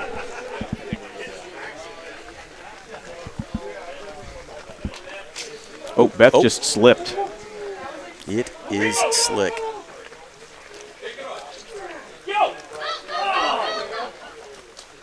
She gets the catch. All right, Cam's got a 2-point lead. He's got 2 throws left. Damien has 1. Yeah, that surface is slick. I asked my wife to bring me 2 more pairs of shoes before this started to try them out. There is a catch, so he's got 31. Damien can take the lead with a ping. Ooh, he does not. Oh my! That was but he makes the close catch. as you can get without it. He also now is up into the wild card spot and has knocked out the 24s.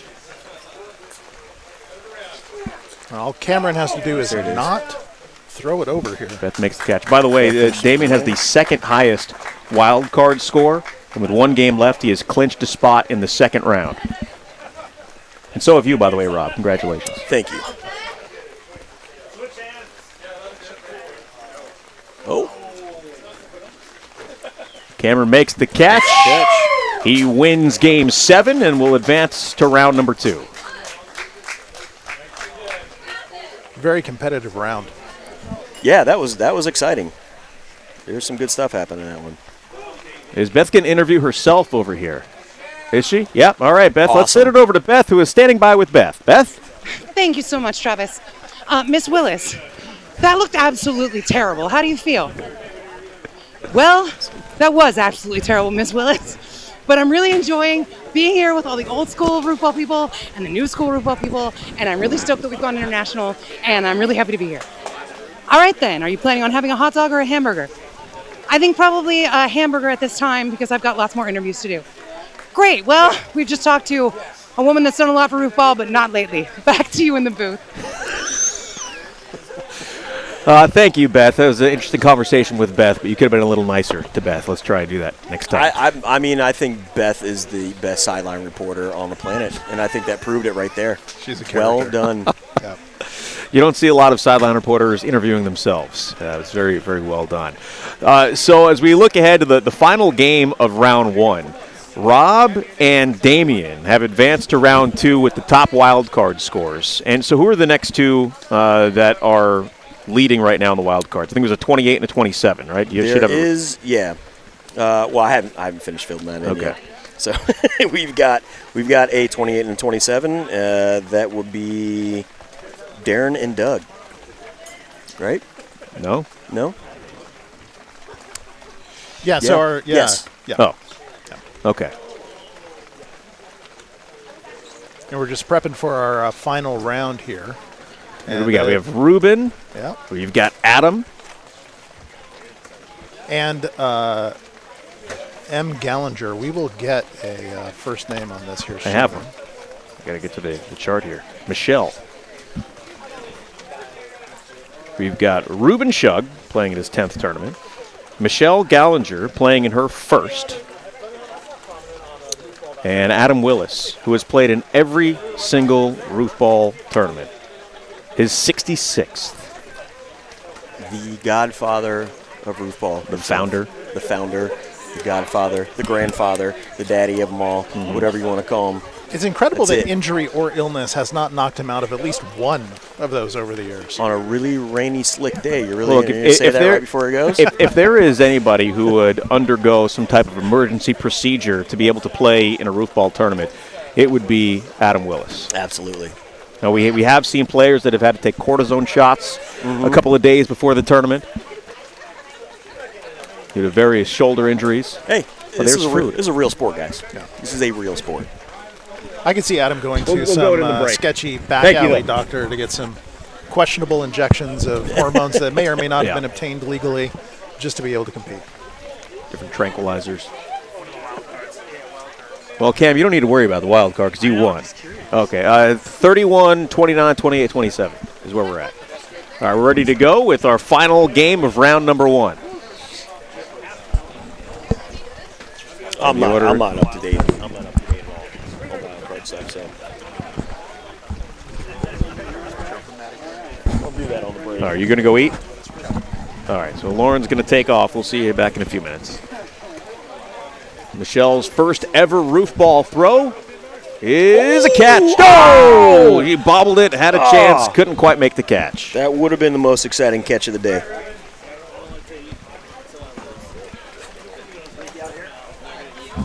Now, Ruben's been playing Roofball for a long time, but he just hasn't played in a ton of tournaments. Yeah. 2007 was his first. He likes to dip in every once in a while and just ruin Adam's day. I'm pretty sure he's taken Adam out several times. He's got another chance here. Adam gets a ping over. Ping over. So a 0 for Adam. So after one throw, Ruben has the lead with 1. There is a catch. There we go. Solid catch this time around.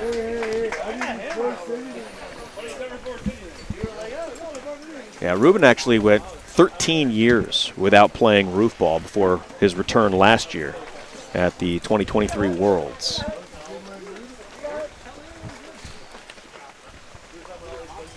He's been busy selling houses and making a family. Yep. Father of 2. Just 3. a catch. Does he have any pets? 3 kiddos now. Oh. Well, the note here says 2, so that needs to be updated. Did he have one recently? No. Well, then somebody, Adam actually has a piece of wrong information. Right. He needs to be better. I'm pretty sure there's 3. Yeah. 3 Shug kiddos. Oh, hit the ground, no catch. So Adam has the lead with 6, waiting his third throw.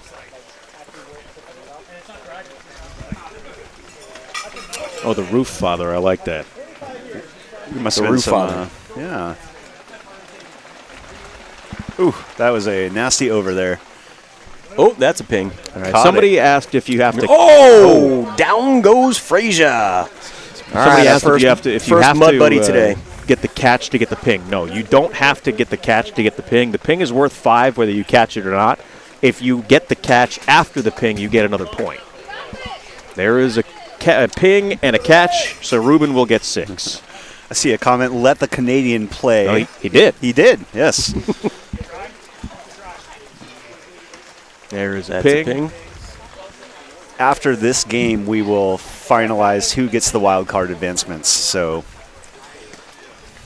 well, we know 2 of them are already in. Yep. We know Damien and Rob are in. Oh, Michelle's got an arm, man. She's She slinging does. that thing. I love this. She's muddy all on her back now. She took one for the team of herself, and I love it. So, Rob, if you can look through really quick. Oh, see, it's getting man. really slippery out there. Who had the 29 or the 28 and the 27 for wild card scores? We've got Darren and Doug Webb. All right. Darren Humpage, Doug Webb. So right now they are the wild card leaders. Nope. No ping and a catch. Adam disagreed, but just because you're the founder and commissioner doesn't mean you get to overrule the referee. This is true. Well, I asked right as we were starting if we get to actually like baseball style fight with the refs, and we kick dirt on them and bump chests and stuff. And I see he's game for it. Ref is game for it, so bring it on. Yeah, but you also Adam, you also kick some you also get ejected for that. It's worth it. Yeah, all in the name of fun. Boy, Ruben's really having to cover some ground here. Nice catch. No, he's got long legs. Doesn't take much to cover sure that does. ground. But everybody's slipping and sliding here. Did anybody sign a waiver? I believe everybody signed a waiver. Okay. Hey, Adam there's a gets ping It. That's all right. and a catch. Nice. So 20 for Adam.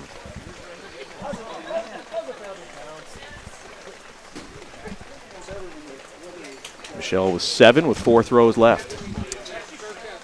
Getting that. Oh, She got the catch multiplier. Gets stuck on the multiplier. That's another I've first. never seen that happen I've never before. seen that as Stuck on well. the catch multiplier.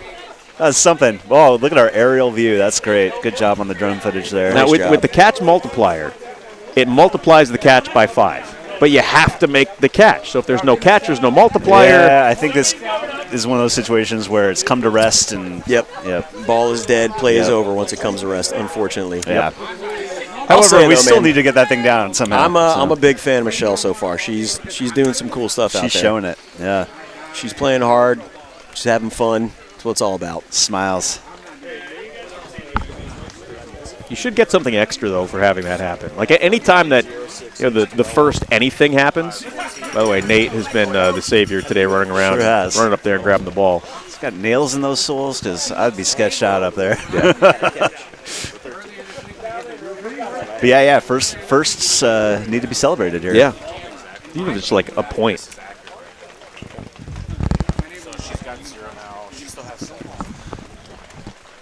Did he get anything there? Nope. No, he did not. I like this Does he comment. make the catch?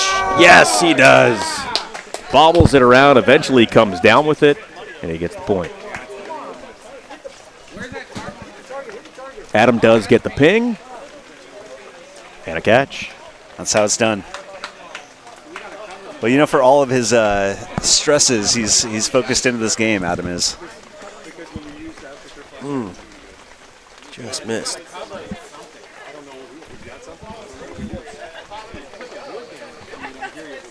Get a catch there for Michelle.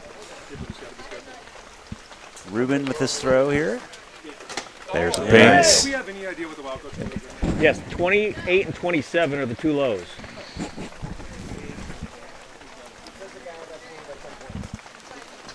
Adam with 3 throws left has a 10-point lead. And he makes the catch. All right, so heading into throw number 9, Michelle with 8, Ruben with 16, and Adam with 27.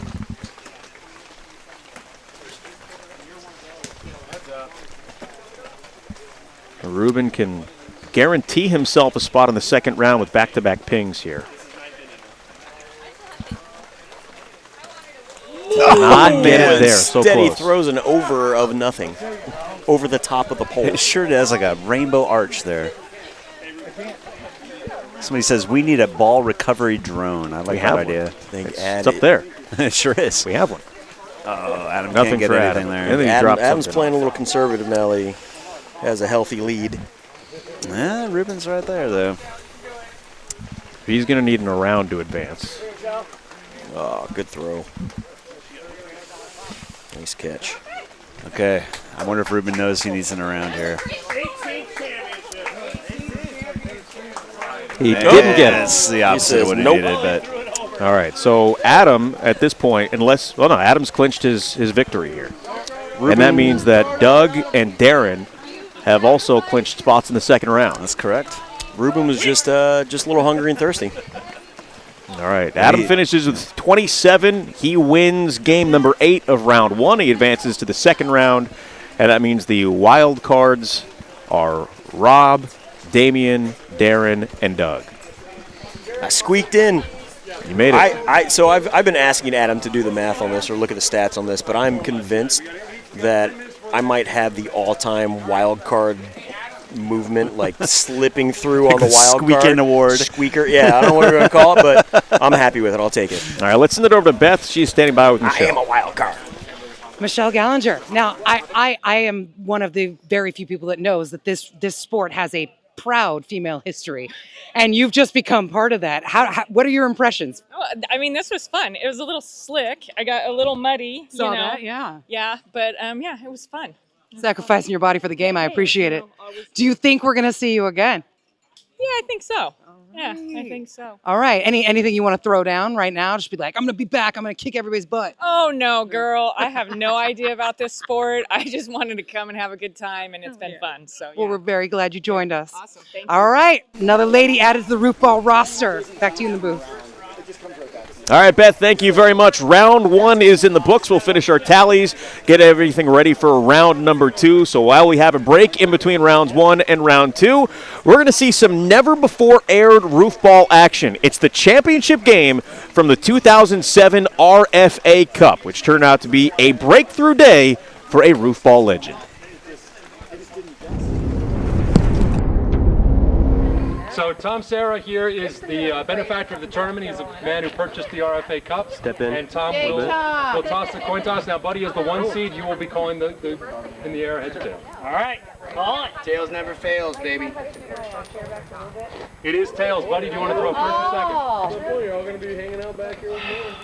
There we go. Yeah, no, that's your third option. Oh, that was second. Buddy's throwing second. All right, Buddy, come in here and stand holding the ball with Ruben, please, for the photographer. Yes, that'd be cool. That'd be me. I'm the photographer. Go beef. Good luck, buddy. May the best beaver win. Are you going to get the face-to-face sure shot? All right, folks, this is the championship game. Buddy versus Ruben, the championship game. Down, Ruben. That's a money maker right there. All right, guys, whenever you're ready, Ruben's the first throw. All right, then.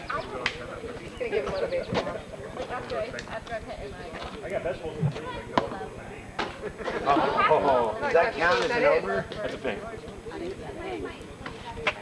It actually really went over. We could call him the topper, and it should be worth 6. Ruben opens with the ping. Just a ping, huh? Fair enough. Yeah, you can't do it on top of shit, yeah. Oh, sorry, Kelly. Do it, buddy. I'm not going to even be able to Yeah, ping. have a seat, although I'm trying to take his space. I've been in the sun, I've been exercising. He wants the bushes, but he doesn't catch this time. Can't keep that guy out of the bush. No. That's my favorite place. That's like Buddy! Come on, say it. I smell. Damn it. I know, she's totally holding back. She's cut. Yeah. Did you give me a 0? I didn't catch it.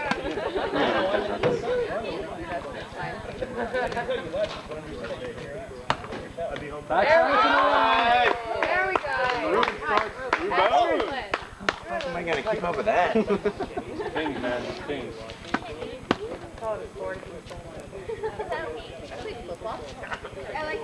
Oh, nice. Good Good hustle.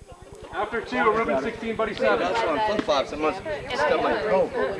It scraped the pavement just a little. That's a ping, though, 21. Oh, no. That's it around. Almost. It's a little, not quite. Gets the 11. Right back in this thing. Ooh, I thought that was over. That's...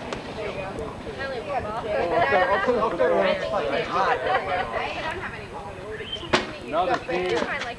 Well, you caught it. But I think you have more figures. Yes, I loved it. So darn cute. Where did Mom, when Mayor went up in that helicopter? Oh, I know. I actually kind of mixed it up a little bit. And when what's his name? Not Luigi, but his little buddy. He got to do the pizza. Almost lost it over, but And then he looked at all of them and went. He almost got it around. Is that what you mean? Almost everything. Almost Yeah. He's been waiting for that his whole life. Thanks for buddy. Oh, dude, I want to buy it. Like, it's really. Okay. Oh! After 5 innings, Ruben 28, Buddy 23. Whoa! That sun is making it tough. It's actually higher than I thought it would be. When you're right underneath it, it's catch. It's right there. When you're in the shade, it Is that a t-shirt? Yeah, the rest of the Michael playing Star Wars. And when Mater said, what's Mr. Michael well, the fact that he turned out he thought that was again. See what you can do with it. Don't get nervous. which I thought was no. Almost at the round. We have a tie game after 6 innings. 29 all for 6. Hey, folks, so everyone knows. Championship game, tie game after 6 innings, Buddy and Ruben. Oh my God! Tie game, 29 all. Here we go. 4 innings to decide it all. You know, not to disrupt your flow or anything, but... 7th inning. 7th inning. Yeah, what's with all the blah, blah, blah going on over there?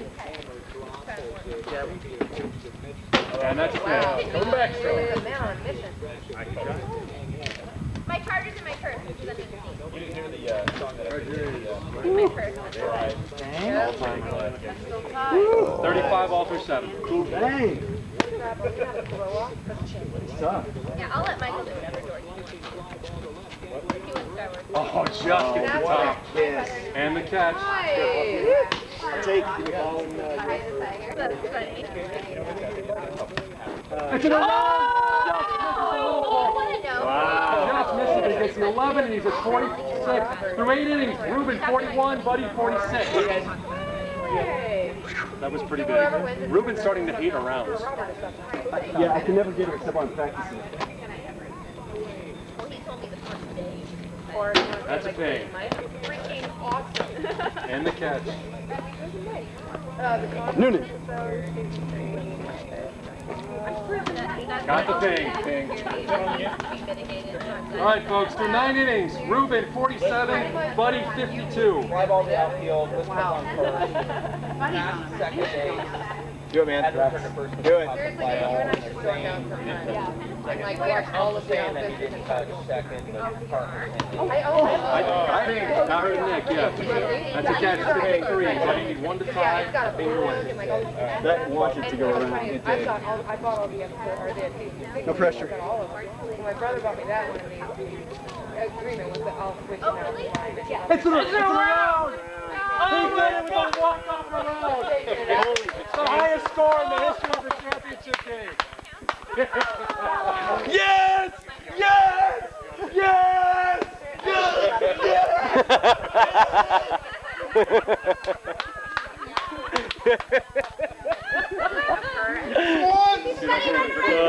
The Yankee boxers too. What are you gonna do?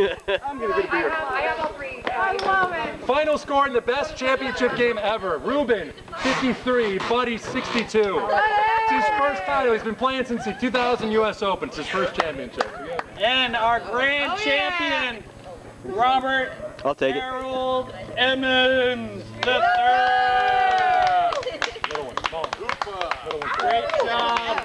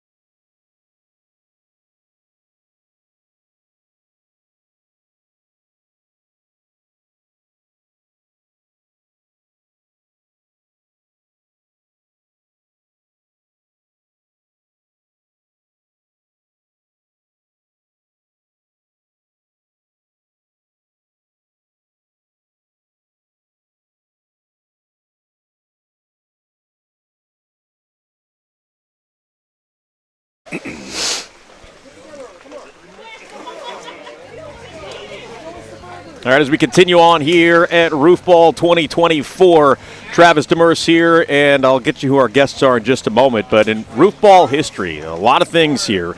Buddy Emmons has 5 major championships, and he's been a big part of a lot of things that have happened here over the years. Derek Weber, of course, the most with 13. But Buddy Emmons is joining us here as he is one of just 7 players who have at least 5 major championships. Scott Greenstead here as well. But, Buddy, we just showed the video of the 2007 World Championships. What do you remember about that day that's already 17 years ago? Holy cow. Yeah, we're old. That is a long time ago. Well, it was my first one. I mean, people that watch the video, you see I was very excited. I had to pull off my Pele move and tear my shirt off and run around the yard, right?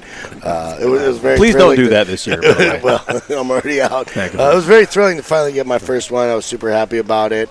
And, I'm glad I've been able to build on that as years to come. Not as handsomely as Derek, of course, but, it was good. That was the first RFA Cup. My brother sponsored the trophy, so I was glad to be able to bring that one home. Now, we see 9 states represented today, 2 countries. Did you ever think Roofball was going to be what it's become? Heck no. No, it's really a blessing. After that Reddit post, things have just been blowing up, and I'm real happy for the sport and for Adam, the original founder and inventor of the game. So I'm glad to see, the turnout even in this terrible weather. Yeah. It's always a good time, and Roofball is blowing up. Scott Greenstead is with us from Lancaster, Ohio, yes, right? Sir. Yeah, perfect. And you have built the replica roof, or the replica is not the right word, the duplicate roof, an exact copy of this roof at I think it's your brother's house. There it is. Tell us about this, how it happened, why you did it, and what's going on over there. Well, I kind of like to, I started watching Roofball, really got into it, dug the whole sport in general.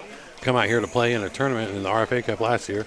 And I said something to Adam about, I'm kind of a big fan. I do stuff to the max. So if we're going to do it, maybe we'll do it big. And then, there's a finished picture of the roof. I said, maybe we'll get it done. And he said, if you build a replica roof, we'll hold it one of the 3 majors out in Ohio. That's incredible. And we did it. He stuck to his word. And coming up Sunday, June 30th in Lancaster, Ohio, we're going to play the RFA Cup in Lancaster. Now, are you a contractor? Did you build this yourself? What was that process? I did not. I have some friends in town, Travis Anderson and Jamie Moyer at Exterior Improvements. They are good friends of mine, and they came out there and they put the roof together, gave me a nice deal. They're actually what I call my platinum sponsors, and they donated all the. That's awesome. They donated all the plywood and the shingles for the roof to make this happen for us. This will be the first ever major that's held outside of Oregon, and you know how That's much true. all this means to Adam and how he got this started over a quarter of a century ago. Absolutely. So for you to now be such a major part of what Roofball is with this replica roof and being able to host events like that, just how cool is that for you? I think it's pretty awesome to go 1 year later and already doing something like this. Yeah. I know that this has been his baby, and over 25 years of these guys out here, Buddy's been here since the beginning. Yeah. You've been here since the beginning. These are a lot of OGs that are out here today playing in the championship, and it means a lot to me to be able to be involved. And I no means I consider myself being from the basement level and starting this, but being involved in the boom of it is what I thought. During the boom and when Buddy was talking about when it went to Reddit. That's pretty interesting, and I appreciate them taking me on the journey. It's pretty cool. You get to see and meet people from all over the country here, and what's it been like for you to see all the people that are interested in this and to be a part of it? I thought that I was the only crazy person. I thought nobody's this stupid. Nobody's gonna fly. I could have done this in anybody's yard, but I'm here in the rain across the other side of the country. We live in Ohio, so this is it's a big deal. It's like when you come out here, everybody's family too. It's not like everybody's rooting for everybody. Yeah. We're out there giving daps for getting rounds on us, so it's an awesome sport. I enjoy it. I hope more people take a liking to it. Well, we're glad to have you as a part of it. Thanks, Buddy, Scott. Appreciate you guys so much. And for those of you who are watching who want to help out and help folks like Scott and the things that he's doing in Ohio, or Adam here in Oregon, and anybody who's watching to be able to put these on, you can donate directly by Venmoing at Roofball, and every single penny is going to go towards maintaining Roofball's place as the fastest growing driveway-based sport in North America. Let's go. Yes. All right. Appreciate you guys. Thank you. Thank you, Travis. All right. We are just a couple of seconds away from the start of the second round, so let's take a look at the format of how things go from here. There are 12 players left, and they are seeded based on their first round scores. There will be 4 games in the second round. The 4 winners of those games will advance to the semifinals, along with the next 2 highest scores as wild cards. So 8 winners from the first round and 4 wild card scores. That's where you get your 12 players from the first round reaching the second. And it'll be a similar format. Instead of 8 games in the second round, there will be 4. And then we will have 6 move on to the semifinals, and then we will continue to go on from there before we eventually get our champion this afternoon. So we're down to our final our final 12 players right now. As I'm waiting for you guys, can sit down anytime. I mean, you can help me out here. There we go. I will sit down. Yeah. After I relieve the bladder. Well, okay then. Make the bladder gladder. And Lauren is finishing his food, so I guess I'm just out here on an island by myself. And that means I can talk about whatever I want. Yes, you're all doomed, all in trouble now, as we see all the players that are getting ready here to compete in the second round and beyond. The weather's getting a little bit better. Still not great. Hey, Jeff. Jeff Chambers hanging out with us here. Laura Wertz hanging out with us here. The seat was open, so I figured good. I'd sit in I'm for a glad second. that you did. Now, I said talk about anything. Yeah, basically. I'm used to talking, and I'm used to having people tell me to stop talking. So I'm glad that you guys sat down here. You're wearing a shirt today that I want you to talk about. I did. And tell us what it means, because it's pretty important. It is. So on the back, I had a few people ask me. It says "Raise the roof to raise awareness." So I am playing for autism today. So my son was diagnosed a couple years ago now, and I just bringing awareness to the community and throwing it out there and doing it in Roofball. How old is your son? He is 6, and I dedicated my first ever game to him, and as I always do, playing for the baby boy. He's Jeffrey Chambers III, so. Well, that's what we're doing here today. Well, I have a couple of really good friends that are also involved in autism charities. They have children that have autism, and it seems like there's a lot of awareness, but there's still so much work that needs to be done. There definitely is, and I want to say Freddie the Pizza Man over in Michigan, check him out, Melvindale. He does an awesome job in the community, so I have to shout him out real quick. And while you're sitting here, I know I didn't get a chance to check out your restaurant, Olga's, in Michigan when I was there back in October. But for the folks that are in the area, where can they find you and where can they support you and your business? Canton, Michigan. It is right across the street from IKEA. So a lot of people make that a destination. Shop at IKEA, come across the street, and come get an Olga at Olga's Kitchen. Okay, so what kind of food is it? So it is Greek Mediterranean food. We have the original Olga. That is our gyro. So a lot of people are familiar with gyros. Come out and get an original Olga from Olga's Kitchen. Awesome. Now you're getting ready for the second round here. You get a big first round, the only 50 spot that we saw. So what are we going to see from you in round 2? Hopefully a 50.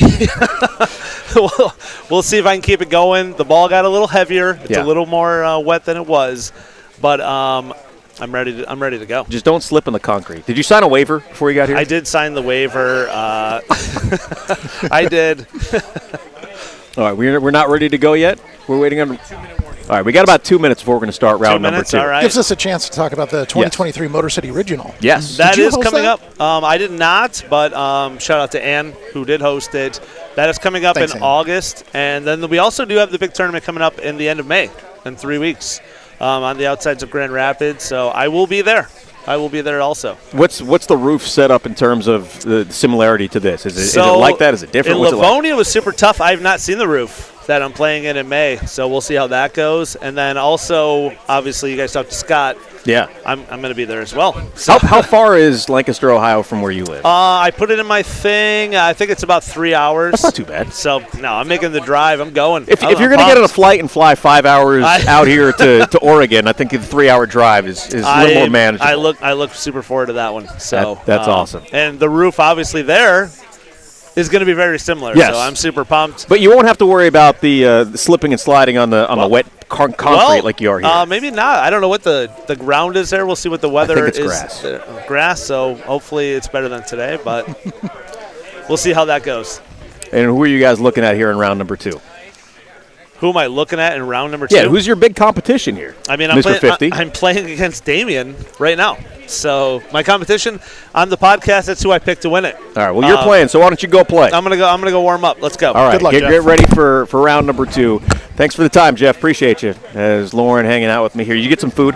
I did get some food. Travis, did you get food? I did. I got a burger and a hot dog, and I could use about 2 more of each right now. Exactly Because as I was telling Jeff a little bit ago, right now it's just me and my almost 6-year-old son at home, and the only things that I've eaten today before I got here were his leftover yogurt, his leftover oatmeal, which he didn't eat any of, so I got a full bowl of oatmeal, and his leftover chicken McNuggets. I was going to say chicken nuggets has got to be. We got a 6-year-old at home, and Yes. his dad alone with him. Chicken nuggets. It's going to be on the plate. Yeah, we took him over to the toy store to fill out his birthday bucket this morning, which is a brilliant idea. They go to the toy store, they put all the things they want in their bucket, so when the kids go to the birthday party, they just pick the toys from the bucket. Oh, wow. So it's not like, well, what does this kid want? He picks it all out right there. Never heard of that. That's so great. we did that, and then we went to McDonald's, got us some chicken McNuggets. That's great. Yeah, speaking of food, just another shout out here to the Willis family. Kevin, your phone. Just incredible spread they put on this morning. Yes. We were expecting to have a food cart here. Wasn't able to show for whatever reason, and boy, they fired up the grill. Dogs, burgers, chips, cookies, deviled eggs, just an amazing spread, and they turn it out every time for us. Yes, I was Thank led you to so believe much. that they were cookies, and I have not gotten one yet. So we'll make that happen. I would like to get a cookie eventually at some point here. For But sure. for years, it's how it's always been, that there's always food here. The Costco dogs, burgers, the cookies, all that stuff. There is plenty of food, especially for those who aren't sitting at a table for 4 hours like we are. Well, in this cold, this rain, it brings out the hibernating beast in me, and I just want to eat. All right, I hope we are able to move on into round number 2 here pretty soon. I only have a babysitter until 5:30 today, so let's move ahead in the broadcast. So it looks like my plan backfired. I moved the score sheet to the middle spot, not so I could move to the middle, but so I could not score, but that backfired. I mean, I'll be quick, but I'm clever. Nice All job. right, we have got Jeff, Damien, and Caleb ready to go for round number 2. We are good to go. They are good to go. And I feel like you guys watched American Gladiators, right? Yeah. When they do the Gladiators ready? Like, that's what I feel like we're doing every time. You guys ready? All right, let's go. Love it. Did you watch that documentary on the American Gladiators, by the way? I heard it was amazing. It was fantastic. I haven't yet. I need to do that. It was. I loved that show when I was a kid. There was so much debauchery that went on with the Gladiators. How's that not surprising? But Saturday nights, 8 years old, staying up late was great. I still have the theme song stuck in my head. So Jeff had our high score of the first round, and starts this one out with 0. Ooh, there's a catch from Damien, so he gets the first point of round number 2. Somehow saves the Japanese maple, too. Nice job. Although it's looking a little sad today. Caleb makes the catch. Now, Caleb's brother, Christian, he has played in roofball tournaments for a long time. He has had a lot of success. He started when he was still in high school. And he's moved a couple of times. I think he's living in Vegas now. Yeah. Couldn't make it for this time around. There's the catch from Damien. So, Christian, if you're watching in Vegas, or their father, Mike, what's up, guys? We miss you.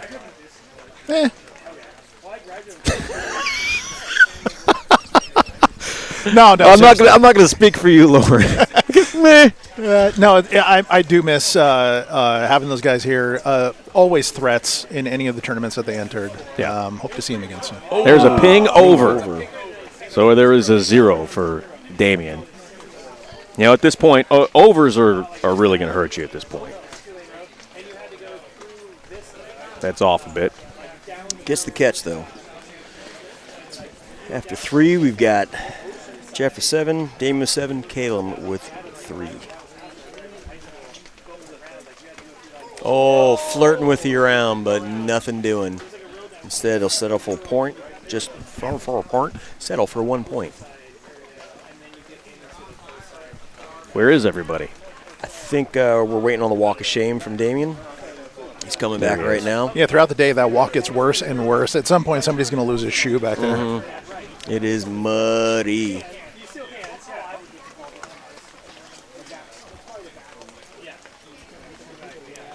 So Damien ties Jeff with the lead with 8. Oh, and I've got confirmation Christian is watching us live. So thanks for tuning in, Christian. Excellent. Good to hear from you, pal.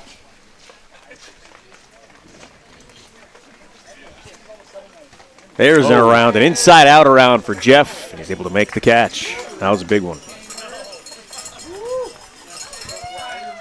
There is a ping.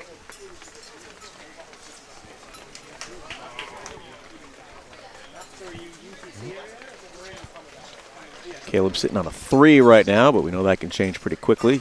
Not like that, though. Not this time. And if you missed the conversation we had with Jeff about 4 minutes ago, the shirt he's wearing says "Raise the Roof to Raise Awareness." That is for autism. As he gets the ping, his son Jeffrey Chambers III. Wow, that is nice. Some balance right there. Nice footwork after that slip. There's a ping and a catch. So Jeff is trying to raise awareness with his shirt for autism today. Travis, as you mentioned, we're seeing more and more of that awareness being built. Most notably recently that I'm aware of in Welcome to Wrexham, Paul Mullen, one of the stars of that club, talking about how his son has autism and dedicating first goal he scores in every game to him. Wow. That's cool. That's pretty cool. A couple of my very good friends have sons with autism. My buddy Maury Brown, who celebrated a birthday a couple of days ago, his son Travis. That was a ping? The ping and a catch. Ping and a catch. Been to many of the events that they've put on. There's a solid ping and a catch. So after a really slow start, the guys are picking it up. Jeff and Damien, at least. Caleb is not so much picking it up. Now, again, we had wild cards in the first round. There were 4. There will be 2 wild cards from the second round.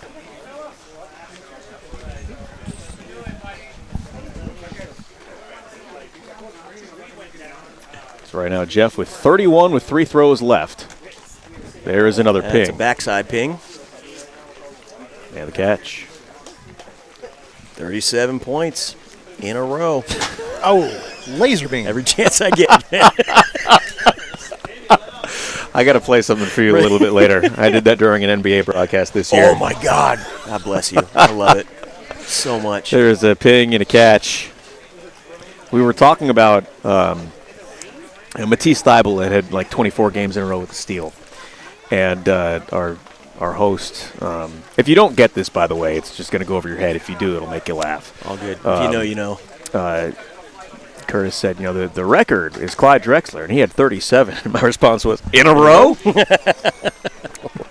it. There's a catch. Taking a catch on that one. So we are, looks like we're tied at 38 now. 1 throw left. Jeff and Damien all modded up at 38. You can't really afford to wait around and see what the wild card scores are going to be by this time in the tournament. Ping. Ooh.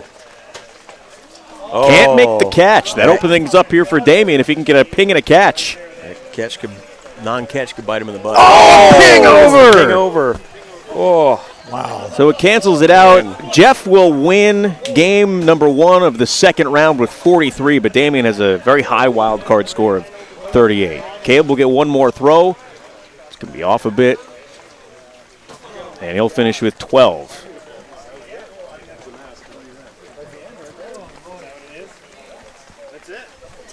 So game number 1 of round 2 is in the books. What an exciting way to kick off the second round. That it was really great. was. They exchange a hug. And we'll see who Beth is going to talk to here. No, I guess Beth is not here, so we can just. Oh, she's over there. Beth is eyeing us from the porch. There we go. Grab your microphone, Beth. And we'll see. Nobody's over there. Jeff, hop up. Go on. Go talk to Beth. You get the post-game treatment on this one. A little producing on the fly here. All right, Jeff Chambers. You're one of the people that came the farthest for this whole situation. Love the shirt, first of all. Thank you. I mean, how are you feeling about your performance? How are you feeling about the day? Oh, man, so far, I feel pretty damn good. Playing pretty solid so far. Damien was the guy that I picked. If it wasn't going to be me, I said Damien, and I just got him, so it felt pretty damn good. How do you feel about your chances going forward? I feel good today. I know the rain is going on, the ball's getting a little heavier, but I feel fantastic. You get a lot of rain in Livonia. Well, I'm not from Livonia exactly, Garden City, but Michigan's weather is very similar to out here, yes. Okay, so you kind of have a home field advantage, kind of. I do, of course. All right. What do you have any predictions? What's going to happen? I'm going to win the damn thing. That's my prediction. Whoa. You heard it here first, kids. With me and Back Derek to you again. in the booth. All right, Beth, thank you much. I love it. So I love Jeff it. has moved on to the semifinals, and we are ready for game 2 of the second round as Rob has now given the official scoring over to Matty Azar All because right. he just couldn't handle it anymore. Math, especially simple math, is very difficult. Simple math, very difficult. Now I can actually have some fun and talk. No, I believe these are practice throws. Is that correct here? Yeah, Okay. practice throws. All right. Well, there's a big picture that everybody's signing over there. That is one of the banners. I want to say somebody won one of those in a raffle last night. They're gonna that's pretty cool. get some signatures. All right, we're about a minute away from game 2 of round 2. We've got Scott, Devin, and Adam ready to roll. Should be a competitive round here.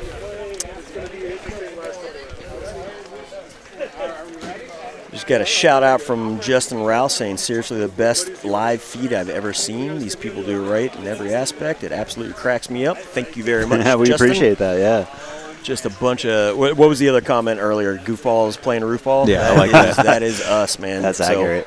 Thanks for that. Appreciate it. It's kind of the exact aim we're going for. Yep, ready to go here for game number 2. We have Scott on the left, Devin in the middle, Adam on the right. Adam, if you're just joining us, is the founder of Roofball. This is his mother's house, Willis Park. And you talk about the production. Adam obviously puts everything together, the rundown, the outlines, some of the scripting and all of that. But a lot of people behind the scenes. Yeah. John McConnell. Oh. Yeah, many thanks to John and the whole Bobby crew. Pilata. We got Christian. Caleb's over there working on the score bug. Absolutely. JP, oh, there are some cookies. We all like to, yes, step thank in you. and help Feeling out the where we love can. there. All right. We got some chocolate chip. What is this, an oatmeal raisin? Adam's first throw. Yes, it counts as a ping. And There's a that catch. Are you guys a fan of the oatmeal raisin? I dig it. Yeah, it has its place in my diet. I prefer the cowboy cookie. Oh, I would go for that over the oatmeal. Well, it's the oatmeal, but without the raisins, it's the chocolate chips. That is a ping and a catch there for I Scott. have had a oatmeal butterscotch cookie that kind of takes over all those, man. I'm with you on that one. You guys just keep raising the bar here. The cookie bar. No. You got the catch, though. You know, I always give my broadcast partner, Michael Houghton, crap for eating on the air. But this is a good cookie. I can hear it in your voice. Oh, yeah. That was a lucky bounce on that one. That looked like Was it it came out of luck? his I hand. mean, when it's the founder. It looked like it slipped out of his hand on that one. He might have planned it. Just give him credit. We don't have to. That's true. We're in the booth. We can credit whoever we want, whenever we want. He put us here. I gotta say, my money's on Scott. I know he's not flashing it just yet in this game, but I think he's got his eyes on the prize. What do you have, a 48 in the first round, something like that? Yeah, it was pretty darn good. 48 or 50? Yeah. Was he? No. Jeff had the 50. Yeah, Jeff had the 50. This is it's what we've talked about ever since. Well, not the foreign contingent, but when people started coming from different states, we got a bunch of rookies coming in and taking over people who with actual athletic ability. Not just a bunch of us chucking footballs at a roof because we know Adam. Oh, yeah, the quality of the scores have really gone up. Yeah, especially since I stopped playing. Yes. I've been keeping it level for you. Thank you. Yeah, you were right. Scott got a 48 in that first round there. Who has the second highest score? Of course, he does have a nice roof to practice on at home in his backyard. So, yeah, have we talked about that? we yet? did. We showed my pictures. Gosh, man. I know. I'm in awe. They even got the That's color. dedication. It's amazing. Yeah, they matched the color of the house. They use like the color match technology to get the exact That's color of right. paint. God, it was incredible. All right, this is Devin's fourth frame throw here. You're getting every bounce out there. No, I'm not about myself. I'm saying Any day now. Is he focused or is he bored? I think he fell asleep. Either way, he could probably do a little better than that. But yeah. All of that. And that's what we got. For a muddy ball.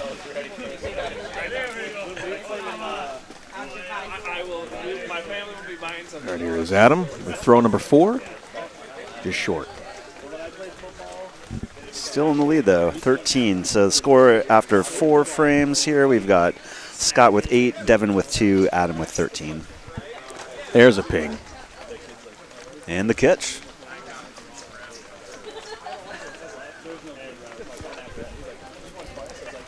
Slow play in this round. I think it's the like towel. Oh, man, they're of the towel there. Obsessed with the toweling off. We might need a new towel. That could be part of it. I think the towel's making the balls more wet than it is doing anything else. Let's see if this focus actually pays off this time. I think he's just hamming up for my wife and behind the camera. I think you're right. I have a little talk with Devin.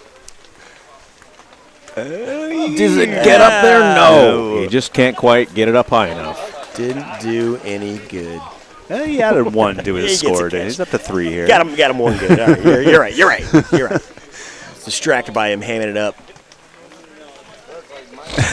You see, you couldn't see it because of where the camera was placed, but Adam had his feet on the driveway, and he refused to take another step onto the grass where it's getting very muddy over there. If you're gonna play in a competition like this, and you make it this far, just take the step onto the grass, man. Get muddy. Especially Get muddy. When you're Devin's 1 point behind the lead. Devin's getting serious here. Yeah. He's stripping down. He takes off the jacket. I think the hood was restricting him. Yeah. It's like raincoats will keep you dry and they'll definitely keep you warm, but there's just a certain uncomfortability about wearing a raincoat. Absolutely. Look at the difference. There we go. Yeah. Look at it. Boom. All right, take notes there, everybody. And you can take that however you want. But anytime you're trying to do anything in a raincoat, it just makes it more difficult. Well, at some point, too, you just got to block out the rain, the distractions, everything else, and just freaking focus and throw the ball where just it needs to go. take the jacket Be off. a professional. Yeah. Yeah. Are we getting paid now? Well, that's not what I meant. I mean, you got those cookies. Is there a cash prize? Yeah. The cash prize is the cookies. There's a couple more chocolate chips over here, too. I don't want to weigh myself down just yet. Scott with the lead. 7-point lead over Adam. Boom. That's a ping. We needed that. I noticed Devin dished the glove, too. Yeah, that's right. I forgot he used to wear gloves. He is the one, yeah. I'm surprised I'm not seeing more gloves here today, actually. Somebody said peanut butter oatmeal is a top-tier cookie. I don't think I've had a peanut butter oatmeal, but that sounds pretty good. I would crush one of those. I'll That try sounds one. awesome. Throw some chocolate chips in it, too.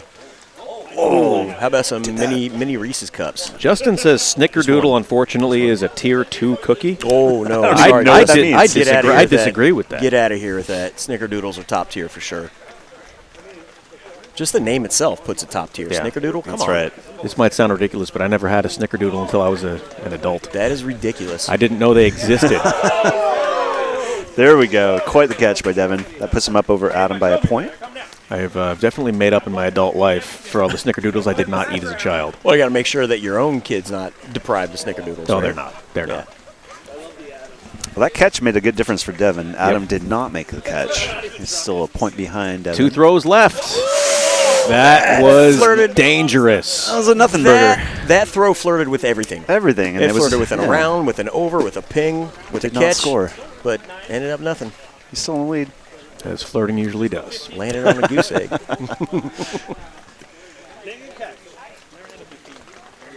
Still got a great chance here if he gets a ping. Nope. Still putting the pressure on Adam. He's in last place, but he has 2 throws left, and he's only down by 7.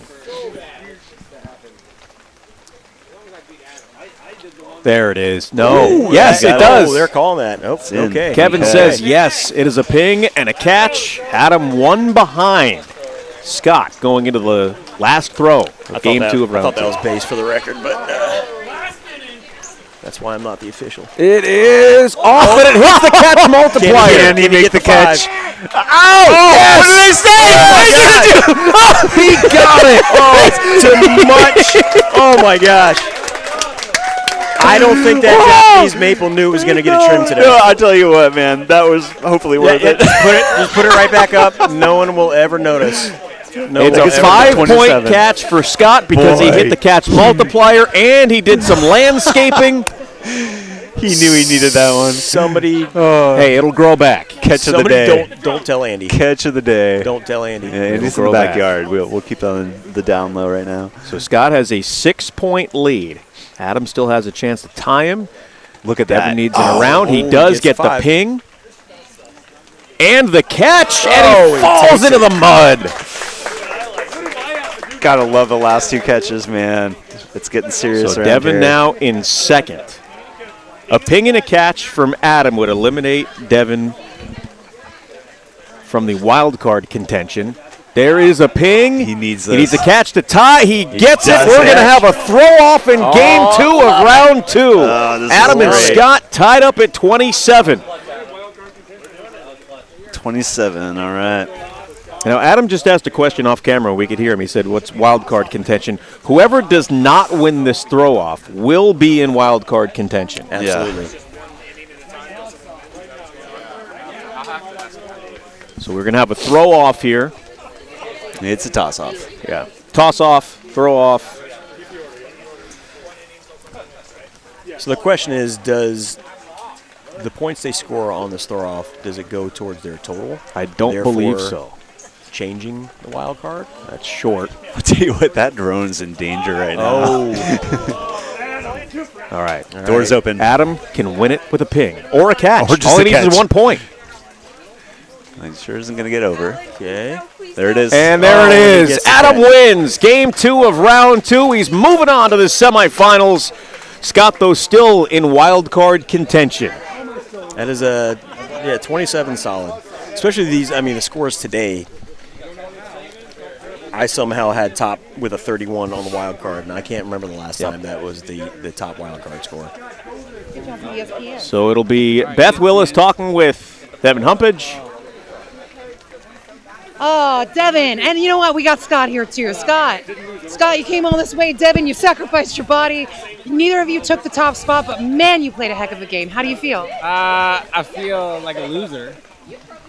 But you're here, so I feel like a winner. Oh. And you? How are you doing, Scott? Feels awesome. Feels great. I did as best I could and ended up where I ended up. So. I got to ask one thing. I got to get this on camera. This jersey that you wore and that I, in fact, during my round wore as well. Can you tell us about it?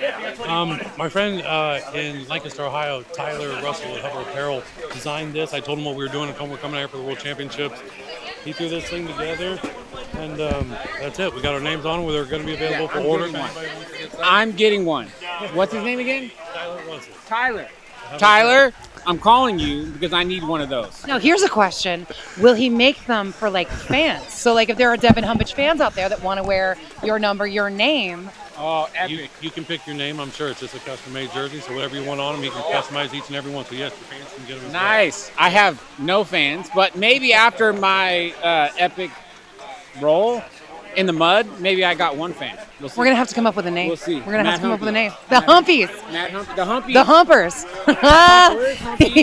Keep it clean. Keep it clean. All right. Back to you in the booth. All right, Beth, thank you. We've coming up every time we do this, Matty, there's always new terminology that comes absolutely. up. Somebody commented that Scott made love to that Japanese maple over there. Yeah, that's basically what happened. He did a little landscaping today. It'll grow back. It'll be good. I see that another person commented, the maple did not consent to the groping. Blue Jack says he needs to get a Dan O'Reilly jersey. Yeah. Dan O'Reilly needs to get a Dan O'Reilly jersey. I mean, that's what we need to see first. That's a catchy name. Yeah. All right, we're ready for game number 3 here in just a moment. Who do we have? We have Derek, Rob, and Charles. So we thought that Charles left for a while, but he's back. I'm glad because that guy's got an arm, and he's just starting out his career, so. I would really like to get my jacket. Okay, send somebody over to get my jacket. Oh, I'm complaining. Kevin's standing out in the rain looking at me like, come on, dude. See, we're getting a good shot of the maple here, checking up on things here. Damage is done. Are you guys fans of Japanese maples? I love Japanese I have them all over my house. Yeah. I have one in my front yard, and it annoys me. I love the feel of the leaves. Like I can't walk by one without touching it. You know. So. I feel like it looks like, you remember the Fry Guys from the McDonald's commercials? It does look like a Fry Guy. Also the yip, nope. Oh yeah, nope, yeah, nope, on Sesame Street. Yeah, those aliens. Yep. Kind of freaked me out as a kid. Sesame Street has changed quite a bit. My kids, they don't watch it anymore. They did it a couple of years ago, and it's on HBO, right? Yeah. Hey, Bert. Now they got some weird new song for the count. He doesn't really count the way he used to anymore. Counting's overrated. Did you do like binary or something? Hexadecimal? No. Well, maybe, but not the same. Nothing ever is, though. You know what it is? Roofball is always a great time. It's always the same. Well, I'm really excited to see that Charles made it into the second round. Me too. In That's his, good news. First appearance. That's great. Yep. All right. Here we go. We have Derek, Rob, and Charles ready to go for game number 3 of round number 2. Now, weren't Derek and Rob in the first game of the first round You know together? what? You're right. They were. They were there, yeah. They're getting tired of each other's faces right about now. Yeah. Well, that happened years ago. Yeah. Rob scored a 31 in that first round, and Derek with the 43. He won that game. Rob, you can just tell from that moment, Rob has just been seething inside Yes. the entire day. Derek comes up a little short. Justin says he would be the Pete Weber of Roofball. And my only comment to that, because a lot of people will say, oh, I could do that. Then do it.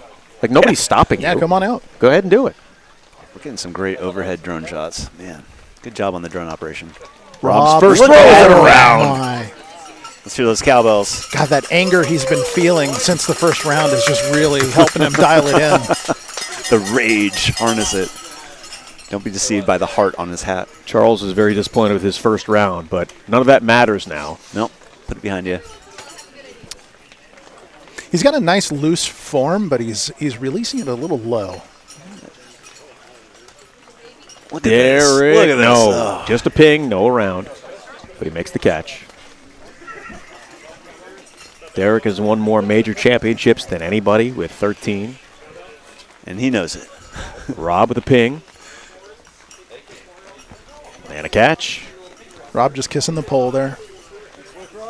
Phrasing. Are we still doing that? Yep.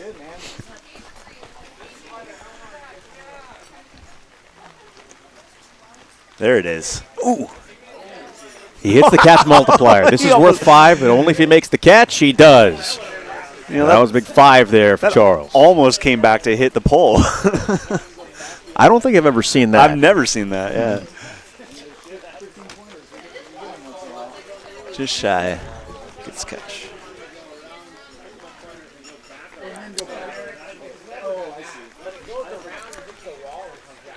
Shopcat, your roof, your rules. There's another catch for Rob. He's got the lead with 18. Charles has plenty of time. Look at that arm. He does get the ping.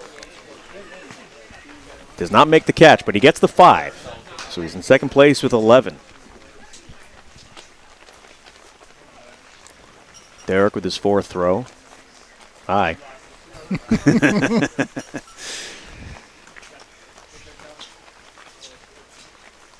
That's one of those shots where you realize how much ear hair you have now. Oh, that's true. You know, they make those little circular ear cutters that'll cut that stuff out. Mm-hmm. Technology these days. Just get it waxed. Mind-boggling. For people who are getting old. Rob with a comfortable lead, but as we know that it's very early, those leads don't always last.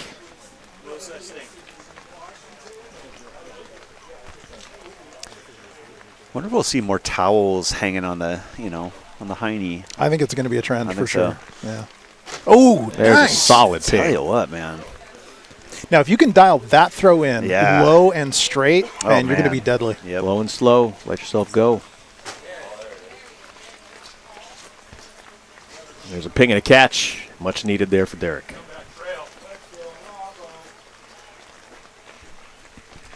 Somebody says if you put the old crappy Mercedes back in the driveway, it's a hazard. Was that a Mercedes or was it? What was it? I think it was an old Volkswagen. Volkswagen, right? that's what it was. Or Volvo. Volvo, yes. Yeah. For every single frame so far, Derek and Rob have been separated by 10 points. Clint, I'm glad you got the reference.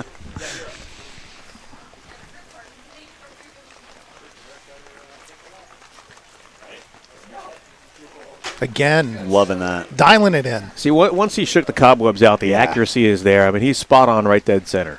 And he's 2 points behind Rob. That's what happened in his first game, too. He took him a Derek. second to dial it in. That's unfortunate for Derek. Yeah. Now, Derek is, I don't know if we've mentioned this or not, but, he already has the 4 cows, which we explained what that is earlier. We sure did. But the one accolade that has, eluded him is the seasonal cow. He wants all of the championships in a single season. And so this is kicking off yet another campaign. He's going to need to pick it up here. Sure is. He's got 4 throws left, and he's got a big hole to overcome. Let's see what Charles can do here.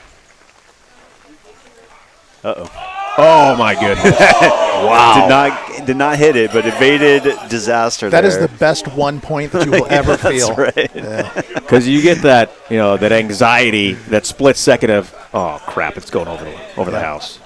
Rob's getting some liquid courage in him. Yeah, carb loading, exactly. Carb loading. Well, bulking season's almost over. Now, I know some people will be watching this in August. If you're watching this live on May 4th, this weather is very representative of the winter and most of the spring of Oregon, but it doesn't really paint an appropriate picture of this area during the summer. Yeah, people don't know, really. It does not rain in Oregon in the summer, No. at least in the Portland area. Like mid-June through the end of September, Beautiful. You got it. It's golden. Mid-80s, no humidity. Just don't move here. It's cool. Yeah.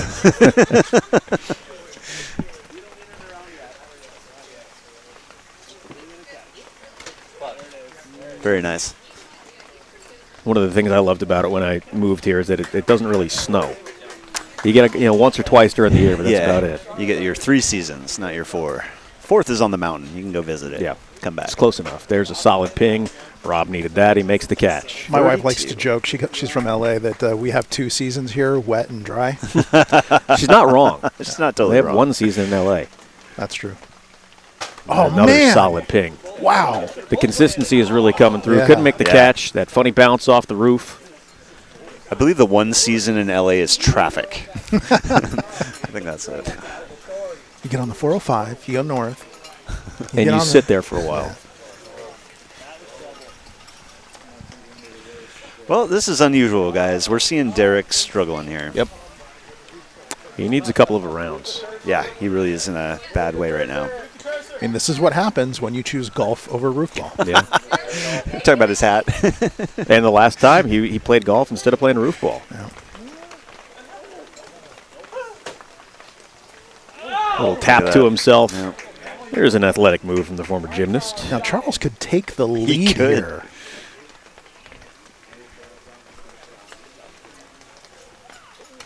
That's not how you do it. But he's got another opportunity, though. Yep. And he's also moved up in the wild card contention, too. He just knocked out Scott, unless he throws it over. That's a ping. Hit the side. Derek makes the catch. So he's got 22. But he's got some work to do.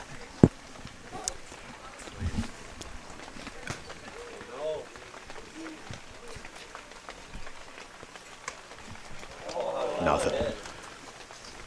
No catch either. Ooh, that opens the door for Charles. Yeah. I see that iron will here. Can he give himself the lead? Oh, no! Oh. And the camera on the way through. That is huge for a number of reasons. Because, number one, it knocks him down farther behind Rob. But it also puts him behind Scott in the wild card standings. Ouch. And that just saved Scott's I can't say that. I guess I can. I mean, just streaming. It saved him. Keeps him in the game. Matt, can you flip back and see what Scott had? Absolutely. He needs in a round. He doesn't get it. Scott had a 27. Got some choice words. Yeah. Inappropriate for the children. Did he make that catch, though? Yes. I believe he did. So Derek is eliminated in the second round. That is not what we anticipated today. No, but it leaves the door open for a new champion, somebody we haven't seen before, or somebody who hasn't won in some time. Rob gets the ping, like and the Rob, catch for 39. Rob. And he gets the spike. So here we are in the final throw of Game 3 of Round 2. Big one for Charles. Big one for Charles. Charles needs a 15 here to win that's this. the only But way. if he gets a ping and a catch, it'll vault him into second place in the wild card standings. If he gets just a catch, he will tie Scott for the second wild card with 1 game left. So this is a really big throw here for Charles. And then who do we have coming up in Game 4? We've got Nate, Cameron, and Doug. Ping and a catch puts him in good position. Almost sounded like a hint. One of the things we do, and one of the things I like about being so close to the action here, is that we try to help the players when we can, let them know what's going on and what's at stake. He's going to try and get it around here. He needs to make this catch to stay alive. He doesn't get it. Oh, that is That heartbreaking. over cost him, and it saves Scott. Scott stays alive. Wow. So Charles eliminated. He needed the ping, or he needed the catch to tie Scott for that last wild card spot. So 27 remains the last wild card. The lowest wild card score right now with 1 game left to play. Man, as you can see our cookies here. There's still some left. I mean, it shows good restraint here. Although I wonder if the oatmeal raisin is going to be the last one standing. It always is. That's very true. At work, they usually have the spread of all the cookies. And I don't get to eat until a little bit later on. And by the time I get there, the only thing that's left is the oatmeal raisin.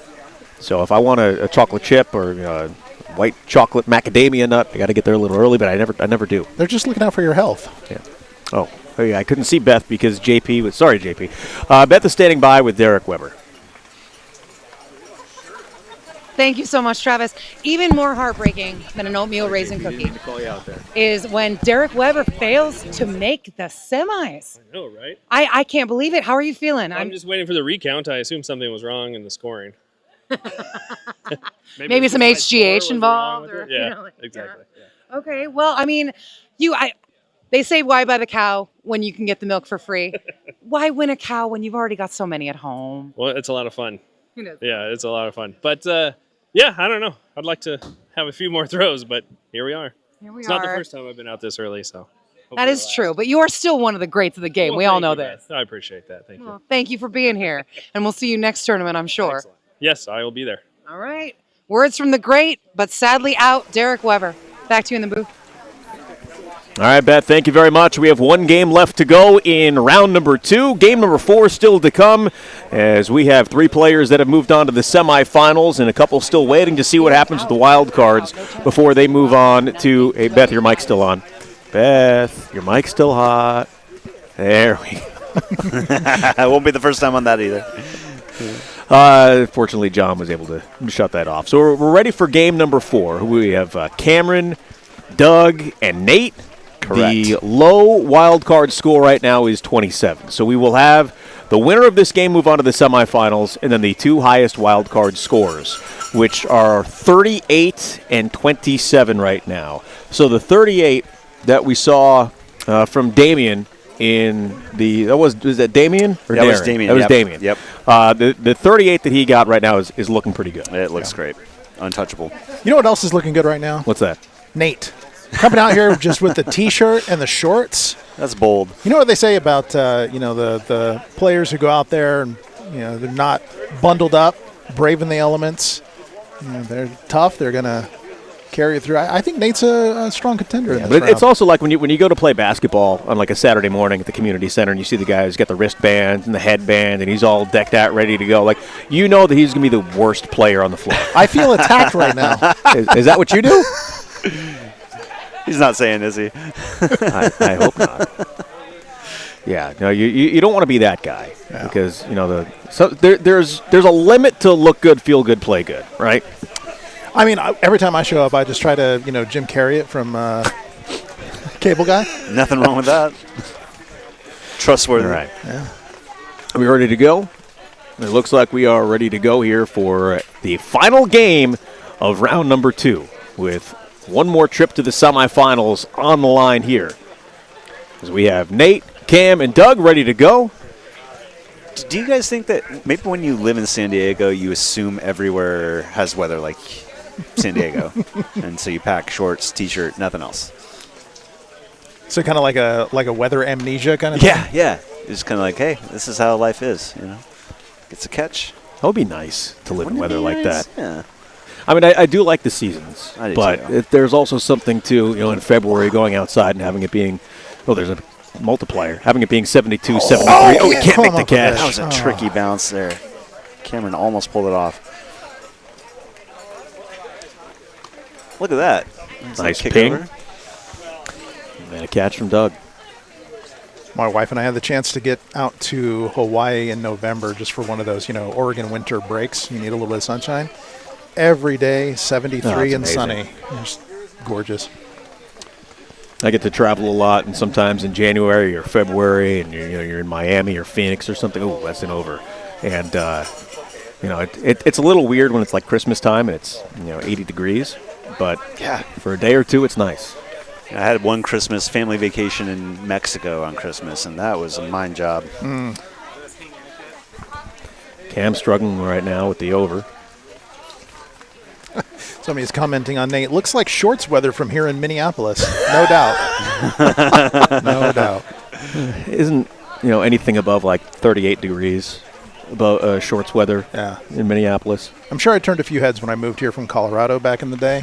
I have lost every bit of that cold resistance. I like Minneapolis.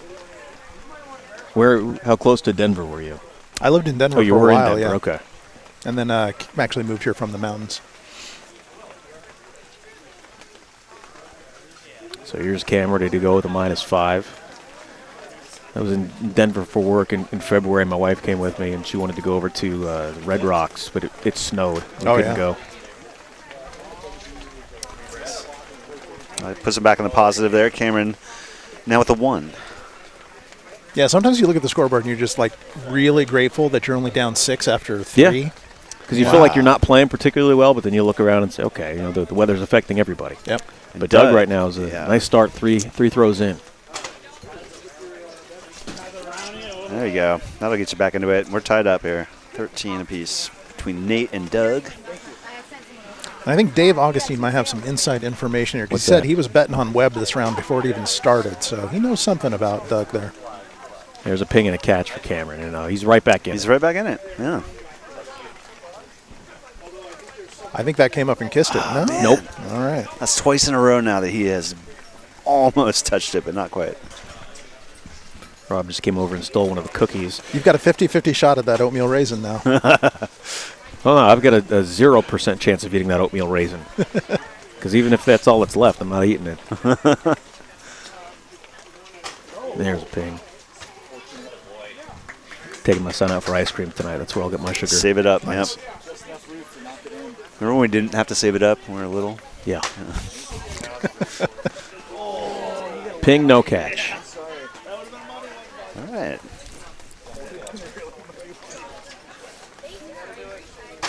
Another solid ping. Daniel Elder wins the competition in Minneapolis whenever you decide to host it. Just reach out to Adam through the Roofball contact information. Go to the Roofball website. If you want to host an event, make it happen. So there, as you talk about the events in other parts of the country, Michigan, there's been one in New Jersey, Ohio. San Diego. San Diego, yeah. This is the original spot right here. It's not just the area where Roofball was invented. Look at that around. That's incredible. This is the house that Roofball was invented at in the late 90s. And a round and a catch, 11 points for Doug Webb. Puts him out front at 30. Yep. The storied Willis Park. Yes. No ping, just a catch. And again, 27 is the low wild card score right now. And blown that out of the water. Well, we'll see. There's still a few throws left. Only look at Charles in the last game, and there's an over from Cameron. I should have kept my mouth shut. I'm not going to comment on that. Yeah. The rain's coming down a little harder now. For those of you that don't know, there's only going to be 2 advancements of the wild card out of this round. Yeah, Daniel, you're asking again about the events. You will have one near-ish you in Ohio and possibly in Detroit. Yeah, there's one in Michigan at the end of May. There's a ping and a catch for Nate. I'd love to see you at one of those events. Yeah. So Nate just put himself in the lead. But 32 and 31 right now would both be above the final wild card score.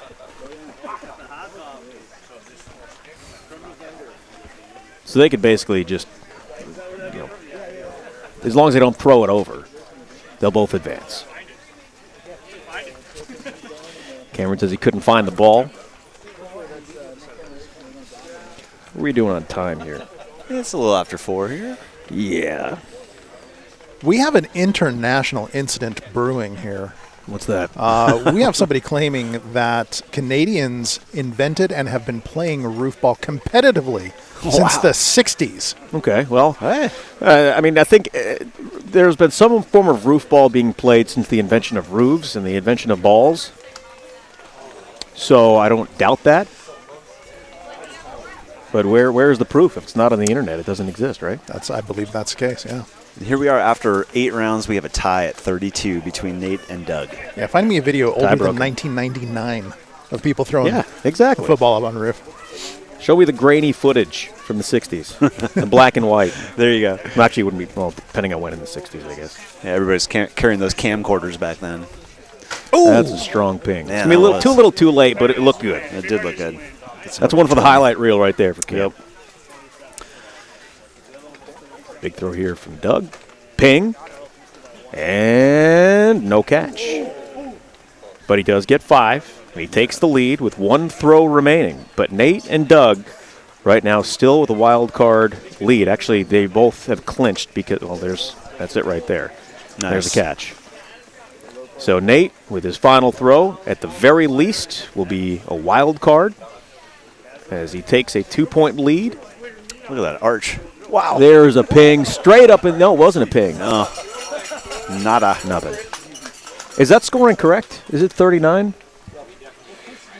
We've got 39. Yep. Okay.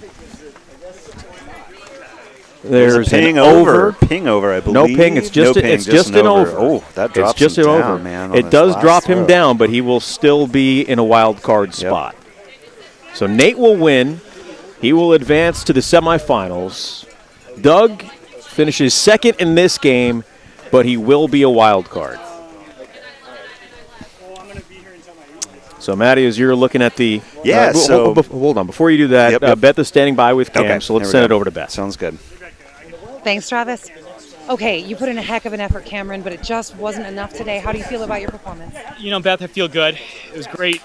Great day out here. Beautiful playing in the rain. It was fun playing in the elements. A great challenge.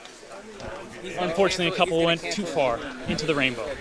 I believe someone said on the feed, they said that you flew too close to the sun. I think that's what I did. But they were also calling you Cameron Kazaroundian. Yeah, I really like that. I like Thank that you. one too. Yeah. Just keep I hope that one catches on. Yeah, that's what I was going for on the last one. Maybe next time. Are we going to see you next time? Oh, yeah. I'll be around. Oh, Ponistry from the man. Back to you guys in the booth. All right, Beth, thank you very much. We are ready just about for the semifinals. We're getting close. Do you have the final tally here? They are furiously working. Well, he doesn't have his it. headset on, so he doesn't have anything for Well, us. we know this. Jeff Chambers is the top seed going into the... Yes, just as he was going into the second round. Followed by Nate and Rob, who will be pitted against each other. So Matt is just writing in the final tally of who is going where. They're still trying to get that figured out. Nate with a big finish in round 2, so he'll move on to the semifinals. Talking to Cam, who he knocked out of the competition. It has been raining steadily here since this morning. So the entire competition has been just soaking wet here in Beaverton, Oregon. We're just relaxing. Lauren, we're on camera right now, by the way. Hey. Yeah. We are a highly skilled professional. Oh, very, very much. Yeah, this is professional TV right now. as Matt still tries to figure out who is going where. Yeah, we got it down here. All right, what do we got? What are we looking at for the semifinals? Semifinals, in our first game, we are going to have Jeff Chambers, Darren Gibson, and Adam Willis. Adam squeaking into the semis. As he does. Well, he did win the game. He just had the low score there. He did. Our second game is going to be Nate, Rob Selinsky, and Doug Webb. Selinsky. And then I'm trying to get Nate's last name here. Roner, there we go. Thank you.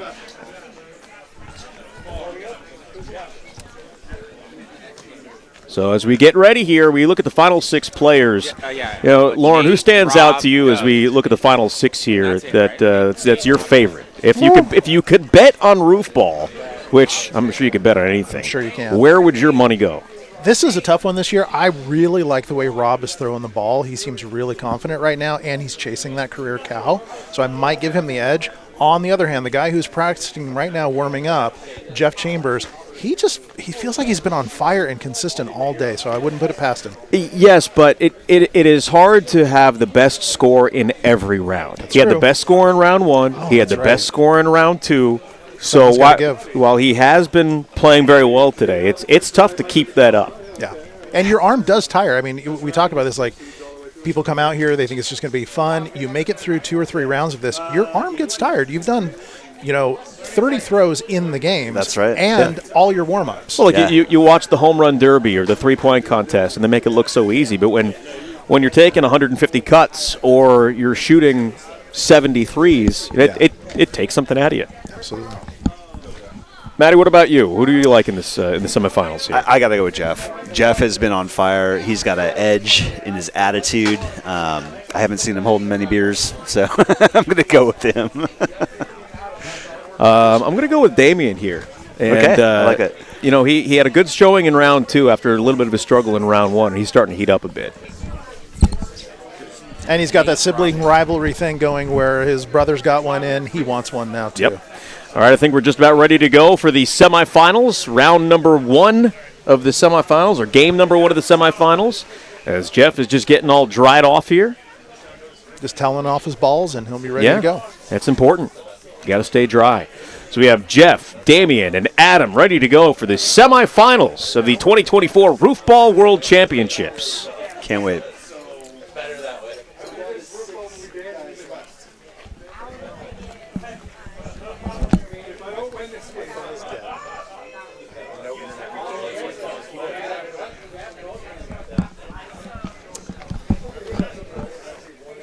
Well, that explains why we haven't been getting any update on the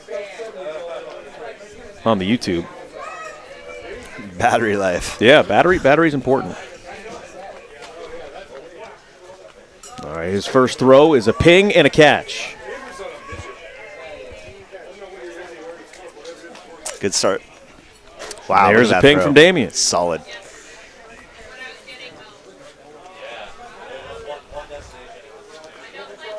Adam with his characteristic sidearm warm-up there. Just a little short.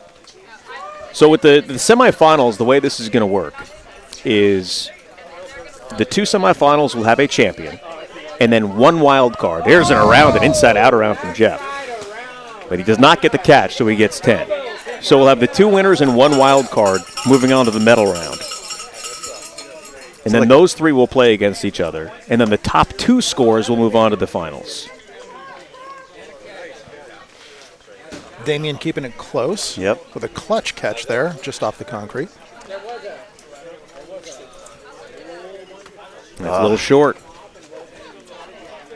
Travis, when you say the medal round, do you mean like the heavy medal round or, Medal with a D. Oh, got it. I don't spell very good. Yeah.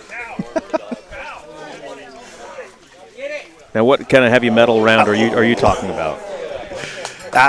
Maybe does Metallica count? I don't know. Yeah. Okay. They got metal in their name. That's true. I wasn't sure if you meant like the movie from the 80s heavy metal. Good reference, but no. Or like strontium. Or like an actual heavy metal. There is a ping for Adam and the catch. Well, that gets him back a little closer. Adam just got off the schneid there. Good score. Plenty of time left in this game. Yep. Look at him run that thing. Yeah, look at that. That's the second time, man. He has run it up and around. That's what we call Amazing. a happy accident. Yeah. Now, if he keeps doing it, I might not call it an accident, but man. There's a ping. And a catch. That's solid. Wasn't that your nickname growing up, Matty? Happy accident? Yeah, I believe it's been a reference applied to me many times. Yeah, I'm still not sure what it means, but Adam getting some solid catches here.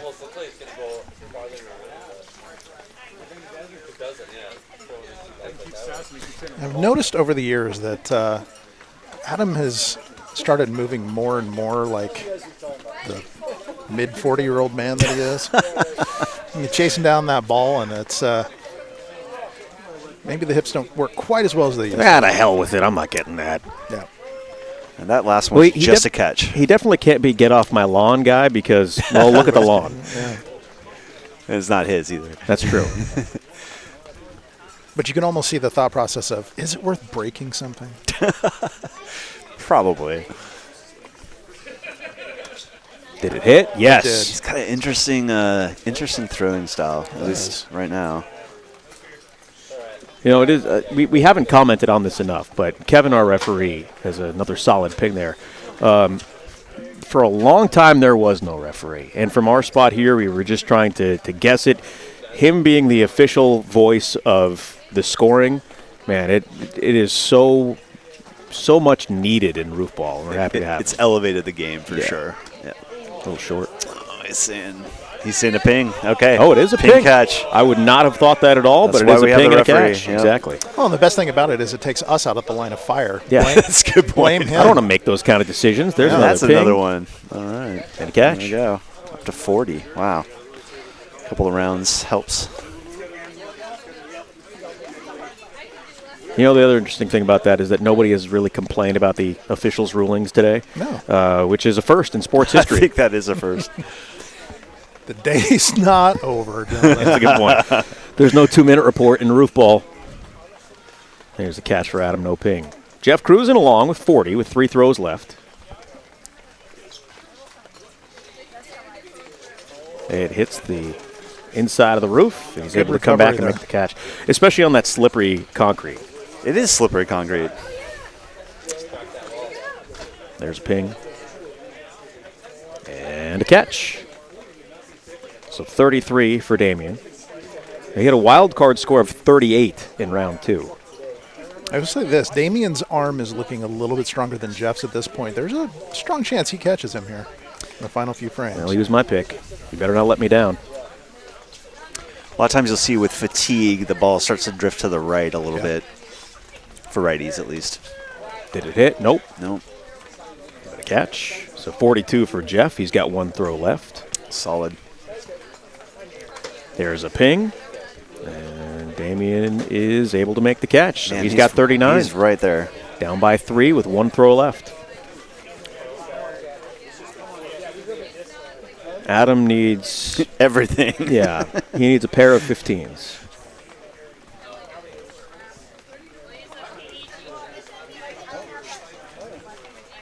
There's a ping. And he refuses to go on the grass. Wishing it to come toward him more. I'm pretty sure it's because he knows that he'll be asked to fill that in later. Yeah. He says, bleep this, bleep. I'm not going for that. Business decision. That was a ping, and that solidifies it. Yep. Pretty close to, unless we see in a round here. Ooh. But a ping and a catch for Damien. So 45 is a heck of a wild score to try and beat. Great scores. Great scores. Guys, here's some noise, people. It's my last throw of the night. Come on. Adam's final throw of the World Championships is a ping. Yeah, he's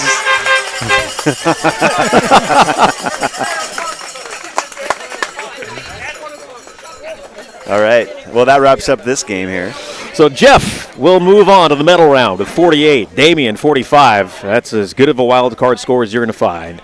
And Adam's day is done. And Beth standing by with her brother. Beth, take it away. That is correct, Travis. This is a family sport here at Willis Park. This is the creator, the founder, and as some of you are saying in the chat, the godfather of Roofball, my brother Adam Willis. How are you feeling today? Listen, this is a fantastic event. It's so much fun seeing all these people coming from all over the place. I certainly wish it wasn't raining, but I hope that the people watching at home are enjoying us slogging around in the mud.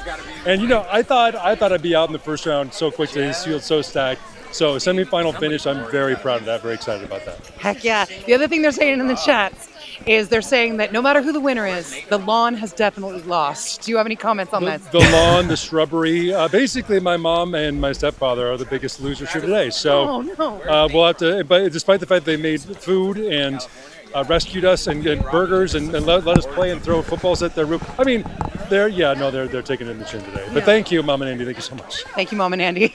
And back to you in the booth. All right, Beth, thank you much. Did somebody just eat the oatmeal raisin? Somebody took the oatmeal raisin. Caleb took the oatmeal raisin. He just took one for the team. Thank you, Caleb. All right, we are ready to go for game number 2, the second semifinal game. It'll be Nate, Rob, and Doug. Yeah. Nate, Rob, and Doug. I'm excited for this matchup, particularly Nate and Rob, but do not count Doug out as a dark horse here. You guys remember that video game, Dig Dug? Oh, yeah. Yeah. I really dig that game. Or I dug it back then. He'll be here all week, folks.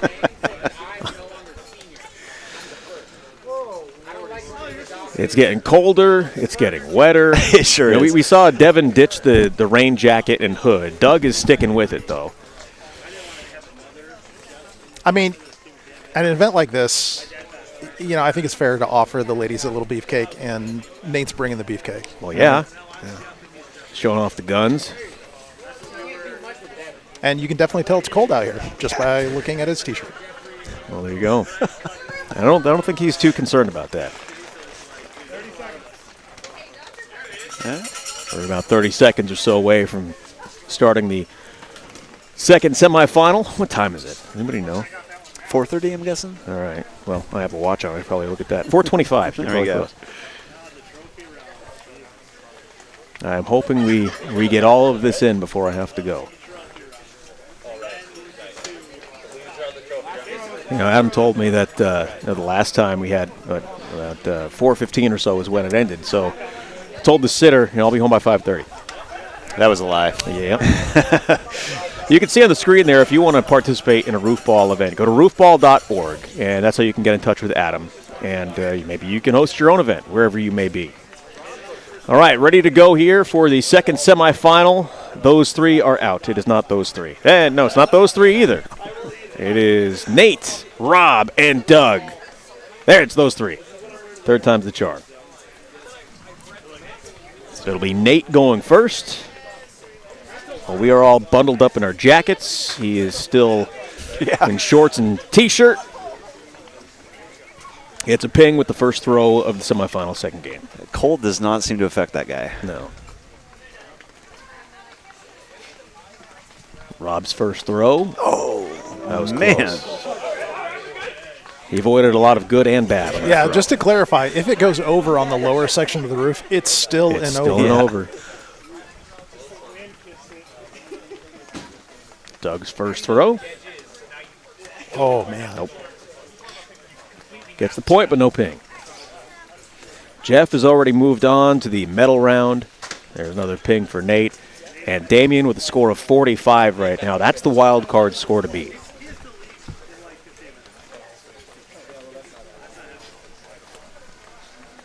There's a ping from Rod.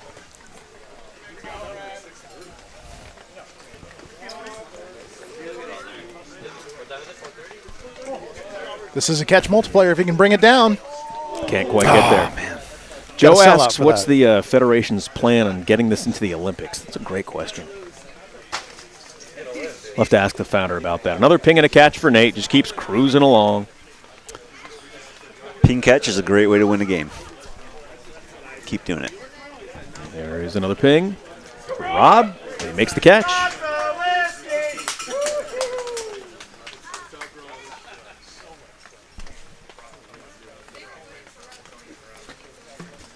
No ping, but a catch. I got a question if the grip's starting to get Doug.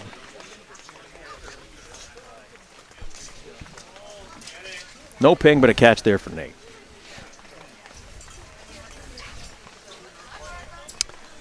Yeah, you know, in the NFL Combine, they always look at hand size for quarterbacks.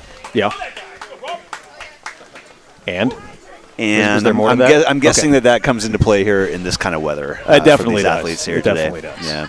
Well, Derek Webber made a comment on that in the There is pregame a ping. interview about having small hands working against you. Yeah. Well, I mean, with a football, I mean, it obviously helps to have big hands, but especially when the ball is wet. Yep.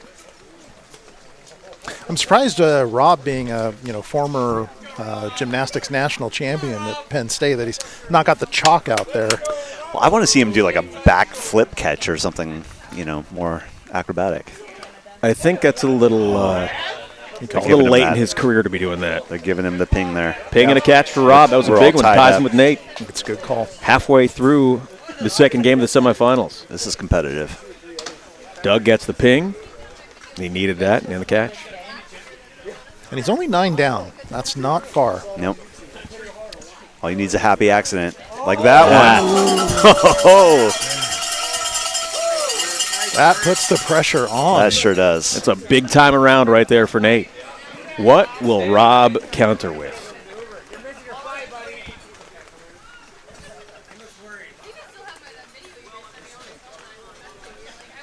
Ping Not and bad. a catch. Steady Eddie. Look, with 4 or 5 throws left, you're down 10. You don't need to get it all back in one throw. Nah. No. You're hoping somebody's going to make a mistake or, Or you could just be better than them. You could just be better than them. You don't have to root for other people's misery. Come on, man. That's true. Take it. Yeah. That was a ping. Yep. Ping and a catch. The other thing that might be going through Rob's mind at this point is that even if he doesn't win this round, he still has to basically score the same in the final 5 as he did in the first 5 just to get the wild card. Yep. He's working on it, though. I like what I'm seeing from 37. Rob.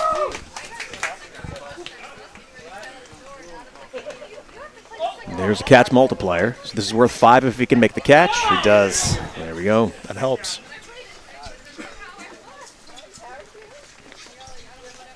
Nate. Yes. Oh, just all day. 48 for Nate.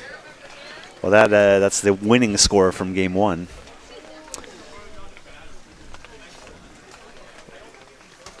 Did it hit it? No, it did not. But he gets the catch. It's crucial. So Rob has 38. He is 5 behind the wild card score with 2 throws left for him.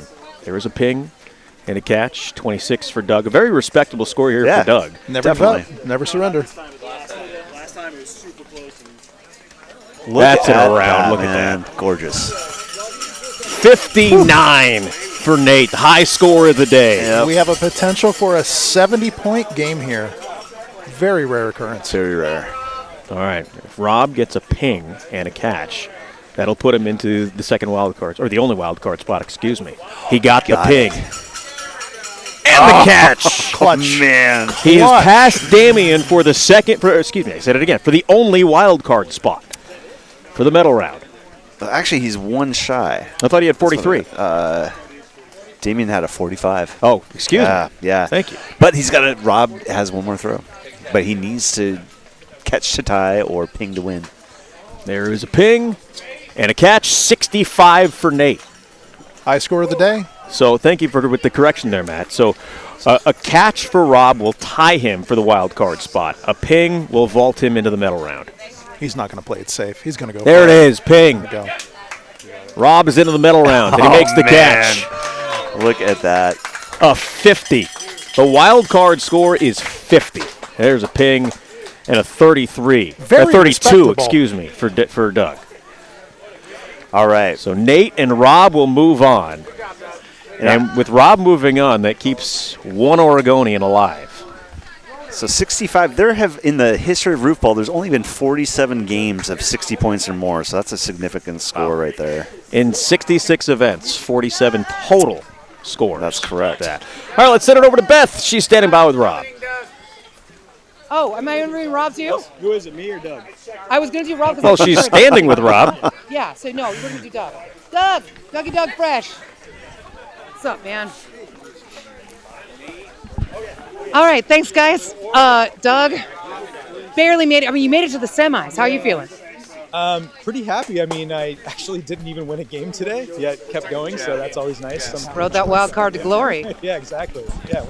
Are we going to see you at another tournament?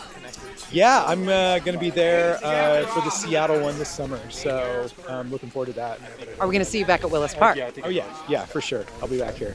Excellent. What are your impressions of the game? Like, you're an out-of-towner. How are you feeling? It's a lot of fun. Today was a little different, very wet. Ball was pretty heavy, but a lot of fun. Well done, and we're really glad to have you here. Back to the booth. All right, thanks, Beth. We're back on. It's warm-up time now for the trophy round where we have Nate, Jeff, and Rob facing off. All right, Beth is going to talk to the competitors here of the trophy round. I've been calling it the medal round. It's the trophy round. There are apparently a lot of things I can't get correct today, which is, it's very good. So we're going to hear from whoever is left. Why don't you tell us who our competitors are for the trophy round? You. Yeah, all right, this guy, yeah. So, all right, well, we have Nate here who put up a pretty solid score. Top score was 65, highest score of the day. Jeff, who won game 1 with a score of 48, and then Rob wins the wild card with a score of 50. So those three are advancing, and the top 2 will advance to the championship. All right, so I believe I'm just trying to go over Adam's rundown here because he has a lot of stuff in here. He does. It's really good when you produce on the air, by the way. So it is time for the trophy round. Now we are going to see Nate, Jeff, and Rob. They are the 3 that are left. Nate is representing California, Jeff representing Michigan, Rob representing Oregon. Love it. It is a true U.S. Open trophy round here. That's good stuff. We have 3 time zones represented, 3 cities represented. Or excuse me, I should say 2 time zones. Oregon and California still are the same time zone, by the way. And I think we are just about ready to go. Sometimes it doesn't feel like it, though. That's true. And sometimes it feels like another country. All right. Kevin, are we good to go? Or are we still warming up? His last warm-up throw. Okay.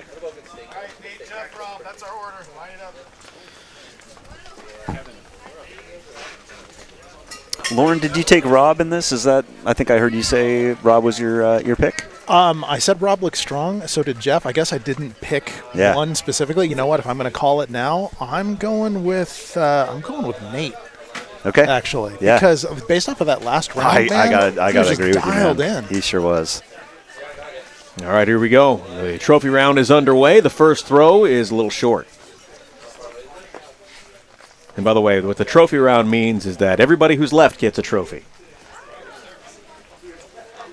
You don't get participation trophies in Roofball. Jeff's first throw is a little short.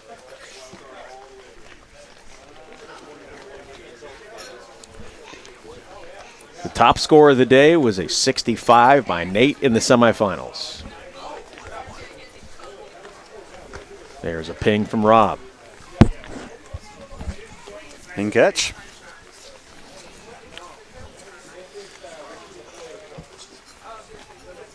Another strong ping from Nate, keeping up like he did in the semifinals. Yeah, some people, you see them start to wane. The effects of so many throws takes its toll, and some just get stronger as the day goes on. Catch there for Nate, or for Jeff, rather. He's got 2.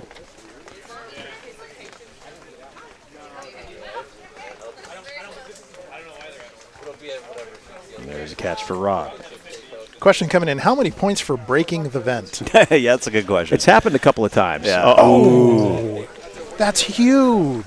Ping over we got there, so that's a 0. So Nate's going to hold on to 7 points right there. Net 0, but against these 2, you cannot afford to give them anything. That's correct. There's 1 point there for Jeff. But again, I mean, you look at the scores right now, and Nate, we're only 3 throws in. Nate has 7, Rob has 7. So the ping over much better, obviously, than just an over. There's a ping. Rob back in the lead, and he makes the catch. So 13 for Rob, 3 throws in. Yeah, there's my pick. Rob doing well. I like it. Mine was Jeff. He still has a chance. Mine's whoever's in the lead. Yeah, there you go. Nope. No yeah, ping. there's my guy, Nate, right there. Wait, no, that was a ping. All right. Just a catch for Nate.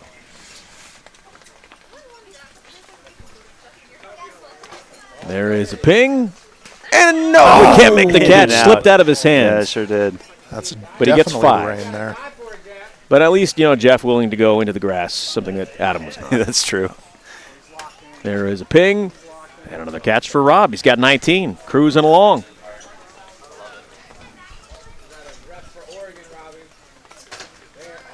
Strong ping for Nate. Yeah, if you can pin it between the pole and the side of the house and just stop the momentum there. Safety. Great throw. Yeah. Nate moves into second with 14. Jeff can match him with a ping and a catch here, but he doesn't. Oh, that is an over, man. Well, rough time for an over. And again, in this round, in the trophy round, the top 2 scores will move on to the championship. So the pressure is not there to win. They gave him a ping and a catch. All right. Yep. The pressure is on in this round to just not throw the ball over. I think that one left a dent. Which dent? Because there are quite a few up there. Yeah, that thing looks mangled. Ping and a catch for Nate. Stays in second. Thanks to our walk of shame cam there. Jeff still has 5 throws left. He's got plenty of time to get back into it, but he's got to do it sooner rather than later. Considering all the dents up there and the shingles that I've seen popping up here and there, they're going to need to bring Dr. Roof back out. He needs to come back out and do a little fixing. Maybe Dano. Jeff making the walk back.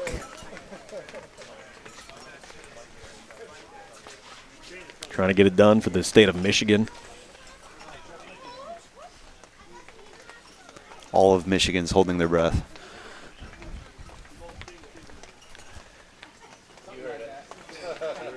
There's a lot of detail in what he's doing here to dry the ball off, making sure that every nook and cranny in that pigskin is nice and dry. And then he comes back out to the rain and it gets wet. Vicious cycle. Mm-hmm. It's got an interesting release. You notice how I don't think that hit. Oh, it did not. that's Did not. unfortunate. He relies a lot on the run up. It looks like. Yeah. Doesn't always get there though.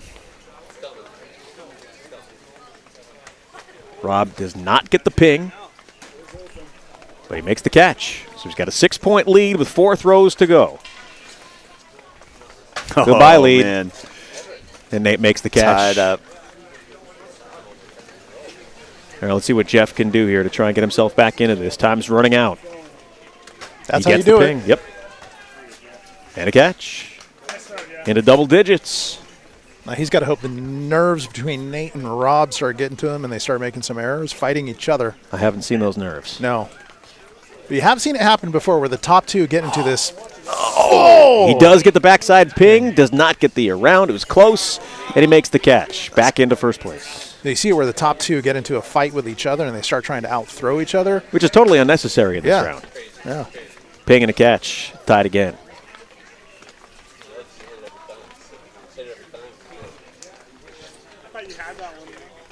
Jeff is trying for a rounds now. He's looking for an inside-out around. Doesn't get it. And really, if you're trying to do an around, that's really the only way to do it. Yep. Oh, man. There it is. Man. That's huge. And the catch. 43 for Rob. He's a local favorite, too. You can see the crowd going wild. He's got the home roof advantage. He sure does. By the way, somebody, Clint said he would love to see a Roofball VR video game. That would be awesome. We're working on it. Do it at home. Play from Rain anywhere. is really starting to come down.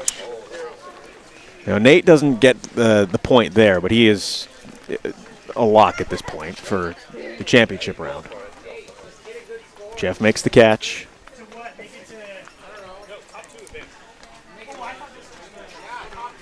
Worth mentioning as Rob makes his throw here. Oh, man. That's as close as an over as you're ever going to get. What is it worth mentioning? That he is working on Roofball history today. Again, he's one of a few players that have a chance to get a career cow. A championship today puts him in rarefied air. Final throw here for Nate. As long as he doesn't throw it over, he should get minus a point for that. Come on, man. Saving the arm, saving the arm. How does Jeff want to go out here? Third place. He's going to throw it over. Yeah. I love it. All right. Well done, Jeff. A good showing here for Jeff. Rob's final throw of the trophy round. He's not going to get that. He's going to finish with 44. Rob wins the trophy round. He will have the #1 seed in the championship, and he will face Nate. Jeff finishes in third. He'll get bronze today. A great showing from Jeff, flying across the country, or halfway across the country. Yep. Coming out in the not ideal conditions today, but really giving it his all, and top scorer in the first 3 rounds. Yeah, he was terrific early on in this tournament, and just ran out of gas, but he was terrific today. Got to hand it to him. Beth is standing by with our bronze medalist, Jeff Chambers. Beth? Okay, first tournament at Willis Park. Second tournament at Willis Park. Bronze medal. How you feeling? It's not too bad. Not as good as second. I was hoping to bring it home today, but hey, I got to give it to those guys. They had a hell of a game today. Are you going back happy? I said I wanted to come out to have fun, and it's more fun to win, but I won some games, so I had a lot of fun. Definitely had some fun today. And I believe that koozie was also a win. It was a win and a little bit of a raffle. It is a little muddy, and it's a little dirty, but it's still looking good. It's still working. It's a game-worn koozie. You could sell that on eBay. I might do just that. Making money, winning koozies. I mean, is there anything better, you guys? Back to the booth. All right, Beth, thank you very much. So our bronze medalist, Jeff Chambers, we have one final game to go. It is the 2024 Roofball World Championships. It'll be Rob Saliski against Nate Rohner, and I'm sure Adam is going to bring this up here in a moment, but it was asked on the YouTube stream, if Rob wins, he will be the 3rd player in Roofball history to win the career cow. Now, that is winning each of the major championships. The others, of course, Derek Weber, who we have mentioned, and Steve Stupi, who has moved to Las Vegas. He has not played since he moved to Vegas, but he and Derek are the only players that have won the cow that is winning each of the majors, and Rob has a chance to do that with a victory. Are we ready for Adam? Or let's send it over to Adam Willis. All right, ladies and gentlemen, what a day has it been, especially for our 2 seed, Nate Rohner. Nate, come on up here. He was here seconds ago. What happened to Nate? Nate Rohner! Great TV. I told him he was going to be interviewed immediately. I don't know which is. We have people. Oh, he's talking to. This is the story of the day. He's talking to his Uber driver. We're going to have Rob Saliski come up first. Rob. Wait, actually, hang on. Nate's running up. We got him now. This is what grassroots sports is all about. The dude was about to get on his flight back to San Diego, but unfortunately for him, he's done very, very well today. Nate, you were in the championship game. You've been in one championship before, last year at your parents' place, the Southern California Regional. Will you be able to take anything from that experience and try to apply it in the game coming up? It's a bad day to be a roof vent. I'm going to say that. Like, we're going to come out. I think what I did in that last championship was just relax and act like it didn't matter, and I think that's what I'm going to do now. So just take it easy, take some breaths, but it's going to be out here. Thanks for putting this on. It's always a fun time. Well, thank you for making the effort to come up here. It's fantastic. Now, tell me about that 65. What were you thinking? What was going through your head there? Why were you so dialed in that game? Well, I got 2 rounds. and that helps. So I just was trying to stay loose and not think about it too much. And I think it was the rounds. Like, I don't know if I was even controlling them. It was just kind of the way the ball bounces sometimes. Well, in the semifinals, you played against Rob, and he put up a 50 and you beat him by 15. Anything you watched, anything you saw during his game, how do you handicap him in the championship? Rob's the GOAT, dude. You can't handicap that guy. Somewhere Derek just cried. Derek's also the GOAT. Yeah, you can't handicap him. Like, I got to come out and play a strong game because those guys are coming to play. So they've been doing this for decades. All right, Nate, thank you very much. We'll be back up here in a second. We're going to have Rob Saliski, the #1 seed. Come on up. Give it up for Rob Saliski, ladies and gentlemen, especially if his wife's sitting over there no longer watching. Give it up for your husband, Melissa. He's right here. He's a beautiful man. All right, Rob, so we got to talk about the elephant in the room first. A shot at history. 2 players ever have won the World Championship, the U.S. Open, and the RFA Cup. How do you compartmentalize that? How do you not let that get in your head as you prepare for this championship game? not listening to you at all for the last 30 seconds helped, focusing on the trees and leaves in the background instead. No, I just get out there and throw, see what happens. That's all I can do, so that's all I'm going to do. Your thoughts on Nate and what he's been doing today? Nate has been crazy steady. He's an awesome competitor. I love the fact that he just sent his Uber driver away so he could not go to the airport and stick around for that. So, I mean, I couldn't be happier to be in the finals with him. So, there are times when you get to the second round and then your arm fails you. That happens more often than not, but once in a while it all comes together. Can you pinpoint the difference? Why does that happen occasionally and not other times? I have no idea. Do you think about the rain? Is the rain helping you? No, I don't think the rain's helping anyone. But I don't know. I think I've got it a little bit figured out as far as the ball goes. You know, it's heavier. It's definitely slippier, more slippery. So, yeah, I don't know. I'm just going there and seeing what happens. Well, we get 20 more throws to see what happens the rest of the way. We're going to bring Nate back up here. Congratulations on your success today as well. Can we get Nate Roner back up here, please? Did he go back across the street again? Can we borrow Nate Roner, please? Yeah. Okay, so we have a coin. This is a coin toss. All right, the 10th anniversary logo is heads, and the flaming football is tails. Rob, as the 1 seed, you will call it in the air. The winner of the toss will then select whether to throw first or second in the championship game. All right, Rob, call it. Tails. Tails is the call. It is tails. Rob, would you like to throw first or second? Rob is throwing second. Gentlemen, shake hands, and let's get ready for the championship. Let's toss it back over to Travis at the desk. All right, thank you so much, Adam. Here we go, getting ready for the championship of the 2024 Roofball World Championships here in Beaverton, Oregon. And Beth needs to turn her mic off again. Hey, there we go. We are ready to go, guys. Who do you like here in the championship round? Do you like Rob or do you like Nate? Is it fair to say both? I mean, these guys have been strong all day. Pick a lane, man. Come on. Man, I'm going Rob. I'm not going to be sad to see either one of them win. They deserve it. They're just getting a couple of warm-up throws in here. I mean, they've taken enough throws today. They should be pretty warmed up. They're just coming off of the trophy round. As we are getting ready to roll here to see who wins it all.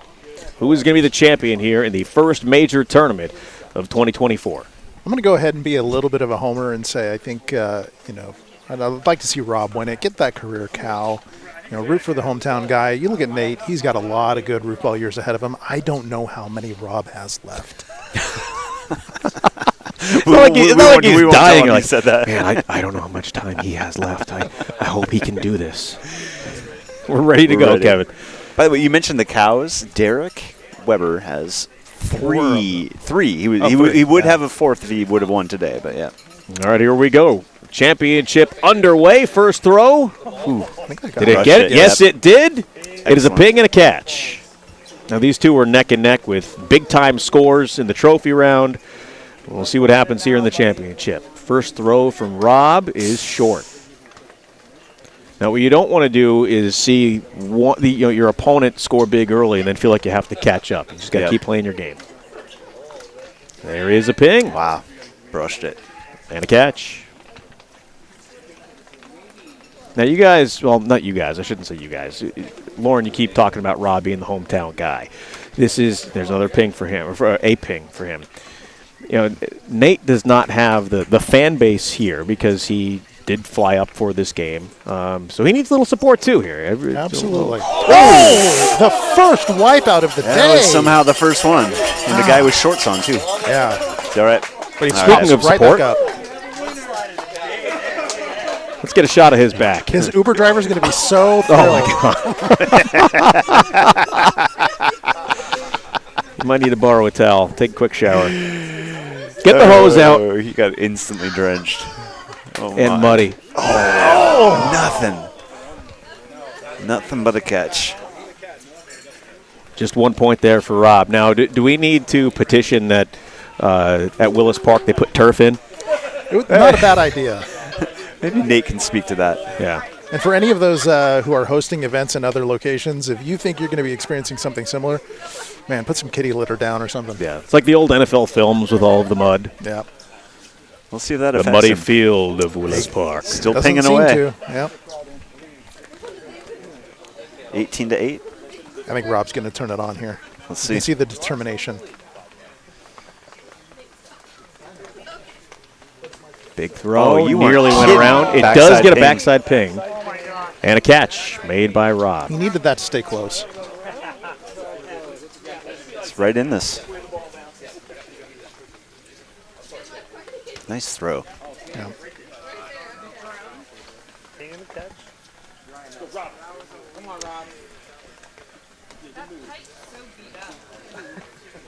Rob down by 10. Uh-oh. That slipped out of his hands a bit.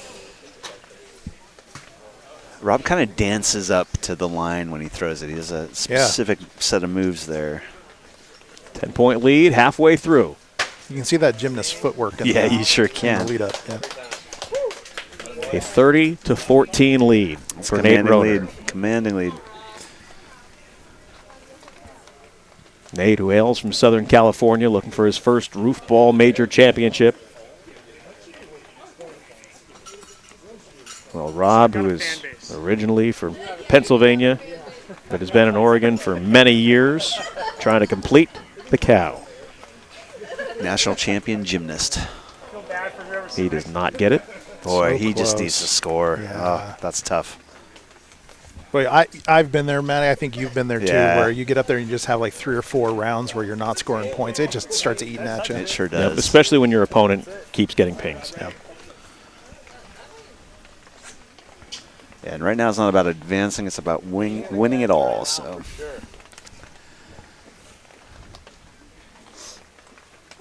4 throws left for Rob, down by 22. It always does in the championship game. Just a bit short. Starting to slip away from him. Adam had to bring up the arm in the interview. Man. look at this another guy ping. go, man. Look at him go. Nate was the 2023 Southern California Regional Champion. Showing you why here today. Yep. I should have given that a little more weight. Participating in his 3rd Roofball event, 2nd major championship, and Oh, another ping. man. I'm telling you 48. what, man. He's a pro. He's a Terminator right now.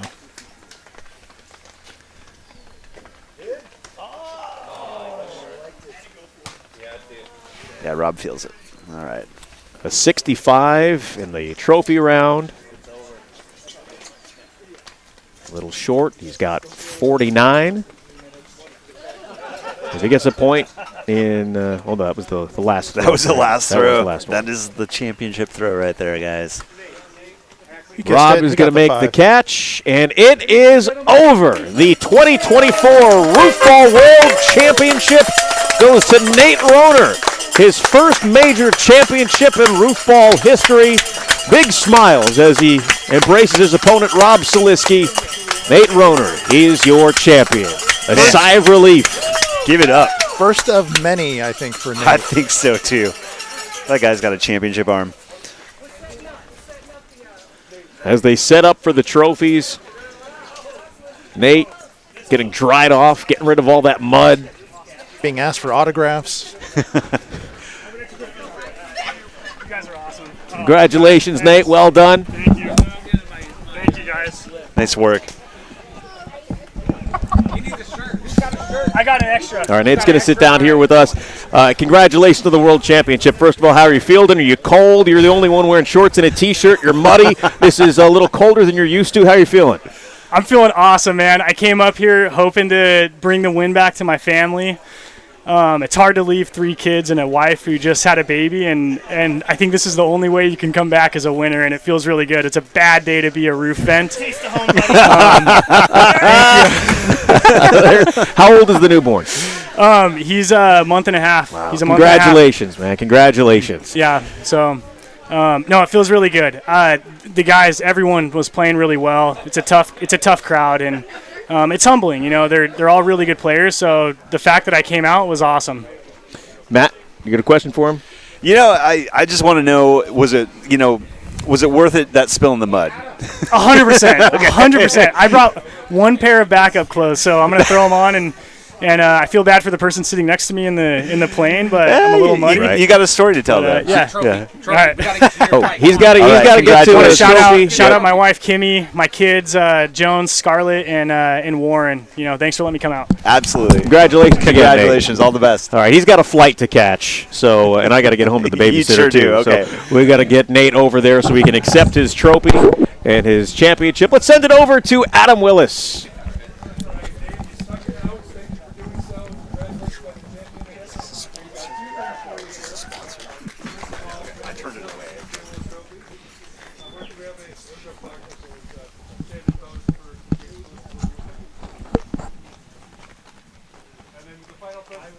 Is his mic on? Is your mic on? Adam, is that mic on? Congratulations, everybody.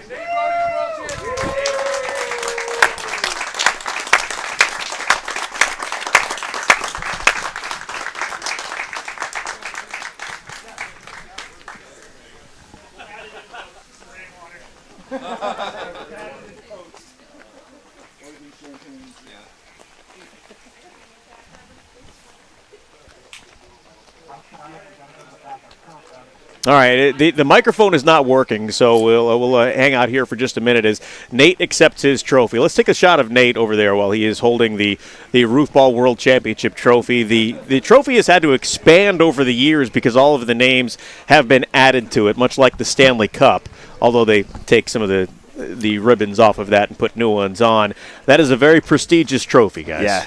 I don't know, did they take turns taking it home and, drinking out of it, all those things like the Stanley Cup, or is it eating cereal out of it? Right, yeah. Sleeping with it. We're waiting for the backup microphone to be ready as we see the other trophies over there on the table. There's some hardware being handed out today, and it's always fun to get those trophies that come home. And he's going to bring that home to his wife and his 3 kids, his newborn. Now, if I'm winning that and I'm flying back to San Diego, that is sitting on the seat next to me, for sure. Oh, definitely. Who's buying the seat next to you? I think Or are you just kicking somebody out? Yeah. They'll understand. It's not every day you get to fly with a trophy.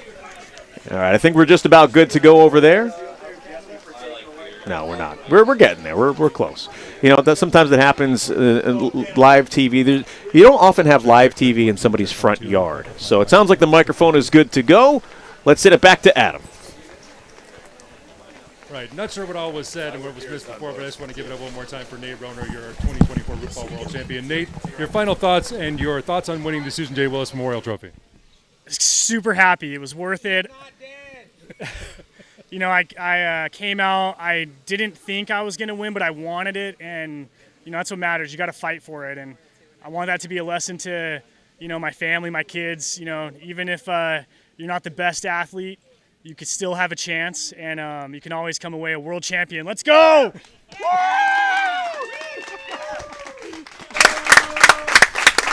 Congratulations, you were the best athlete today. So you can carry that around and show it off. We got to give away some other awards here real quick. And I'm going to turn the award ceremony over to my sister briefly for the first of 2 times. All right. We're doing this in reverse order, so congratulations to our champion. And meanwhile, there's a lot more awards to give out, so I'm hoping that we have the crew kind of rounded up. Ladies and gentlemen. Yeah, no, I got nothing. I'm just going to stand here and talk to you guys about how I feel about Roofball. I think it's great. That's pretty much where I'm at. How are you guys? We do want to say thank you to everybody that saw us on YouTube today, all you guys that have been commenting in. Thank you so much for being invested. Thanks for being here with us. And we feel your love and your cookie battles, and we love it. So thank you. All right. Why don't we start the rest of the award ceremony? Hello. Okay, cool.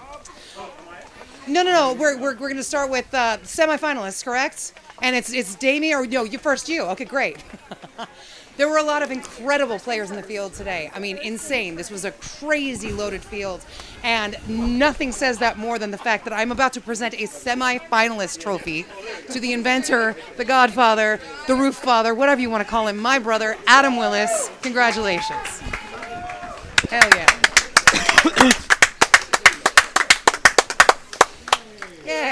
Well done. And he's going to take you through the rest of this. No, you're going to come back later. Oh, I am? Yeah.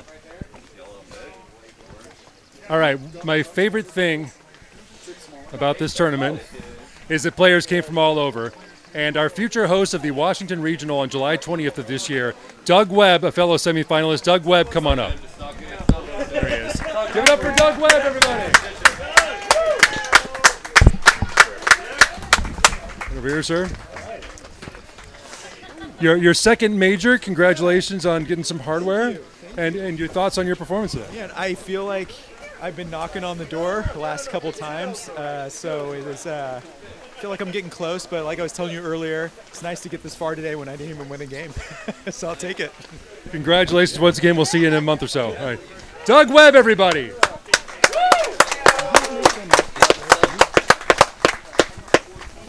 Everybody. Everybody get up here. Yeah, we got all the biggest awards, including one for another far flung player coming to us from Ohio. His brother beat him the first 2 tournaments they played. That is not true today. Our semifinalist, Darren Gibson, come on up. There he is. Give it up for Darren. Congratulations. Now, so tell me, how much does sibling rivalry trump or not trump your actual finish today? Because you didn't finish top 3 for the first time, but you beat Darren. Oh, it feels great. I'm going to be talking shit the whole way home. I'm just glad I did well. You know, I advanced as a wild card a couple times. I wish I would have got the 3rd and final wild card, but I didn't. But it was a good time. Had a lot of fun. How do you think the rain affected play? The balls were definitely waterlogged. The roof was slippery. The balls were heavier, so they traveled a little farther. But hey, you just got to deal with it. All right, congratulations once again. We'll see you at the next one. All right. Darren Gibson, ladies and gentlemen. And our other Midwestern final 6er, in fact, final 3, our 3rd place winner, Jeff Chambers, come on up here. Almost unstoppable. You get one of the big ones. Congratulations to you. Let's pose for the photographer. We just do this. Look at this guy. So, you played 3 tournaments. You got a first, you got a second, you got a third. Not the way I want it to go, but not too bad. How much are you looking forward to the next time you get out on a roofball court? Well, you said 3 weeks, right? I'm pumped. Grand Rapids. I cannot wait. I'm playing in as many as I can. Well, for all of your fans, where all will we see you this summer playing roofball? My fans, I love that. But I'm playing in Grand Rapids. I'm playing in Lancaster. I am playing in Livonia. I'm all over the place. And maybe back here for the U.S. Open? Yeah, I might be back as well. We'll see how I do this. You've already qualified. 3rd place of the world, you're in. If I qualify, then I'll start looking at the trip now. Let's do it. All right, congratulations once again, Jeff. Jeff Chambers, everybody. Congratulations. And now he was this close to the cow, but man, did he run into a buzzsaw, Nate Roner. Let's bring up our runner-up, Rob Zaliski, ladies and gentlemen, with his koozie. Congratulations, Rob. I mean, it's still a very beautiful trophy. I want your thoughts on the whole day, of your performance throughout the day, your time on the desk, everything that's happened to Rob Zaliski today at Roofball. Fun, just fun. I had a blast today, like I always do. It sucks a little to get that close to the cow and not make it, but I mean, I've finished way further down the line, way more times. So I'm just happy. This is a ton of fun. Well, in terms of your Roofball experiences, where do you rank this one? Oh, this is up there. It's not up there as much as the 2 championships I won, but it's literally this close. 2-time Roofball champion, 1-time NCAA champion in gymnastics. I think you're doing just fine in today's run-up. Congratulations once again, Rob Zaliski. Appreciate it. All the Zaliski fans, including those in the garage across the street on a 15-second delay.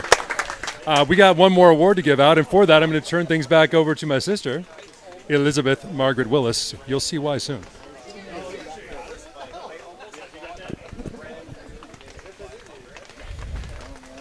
There may be a glass ceiling, but there is no roof ceiling. And to prove that, I would like to present this year's Women's World Championship to 18-time winner Amy Dieterman. So pretty too. And then nice? Heck yeah. And then also, Amy, it is my job and privilege to give you the Elizabeth M. Willis Memorial Trophy. We're not sure on that. There you go. Congratulations, Amy!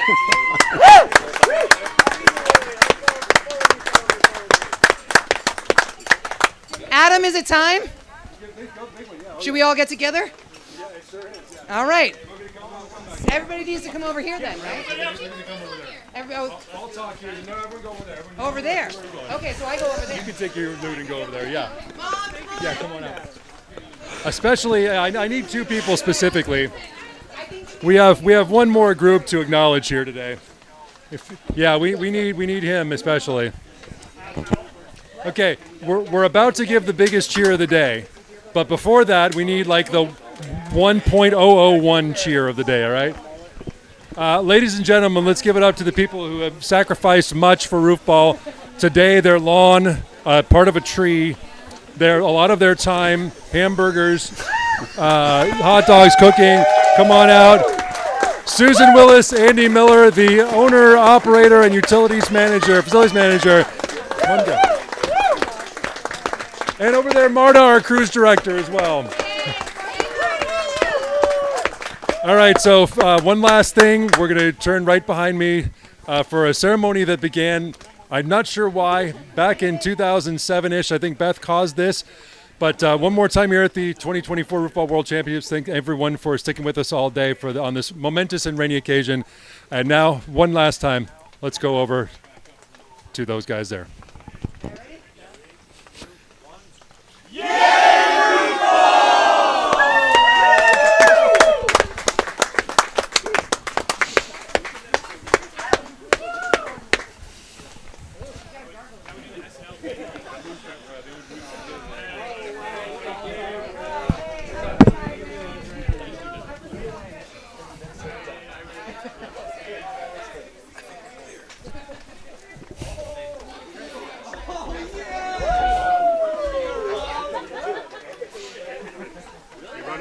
Yeah, I gotta go get the babysitter. The rain did not let the trains run on time today.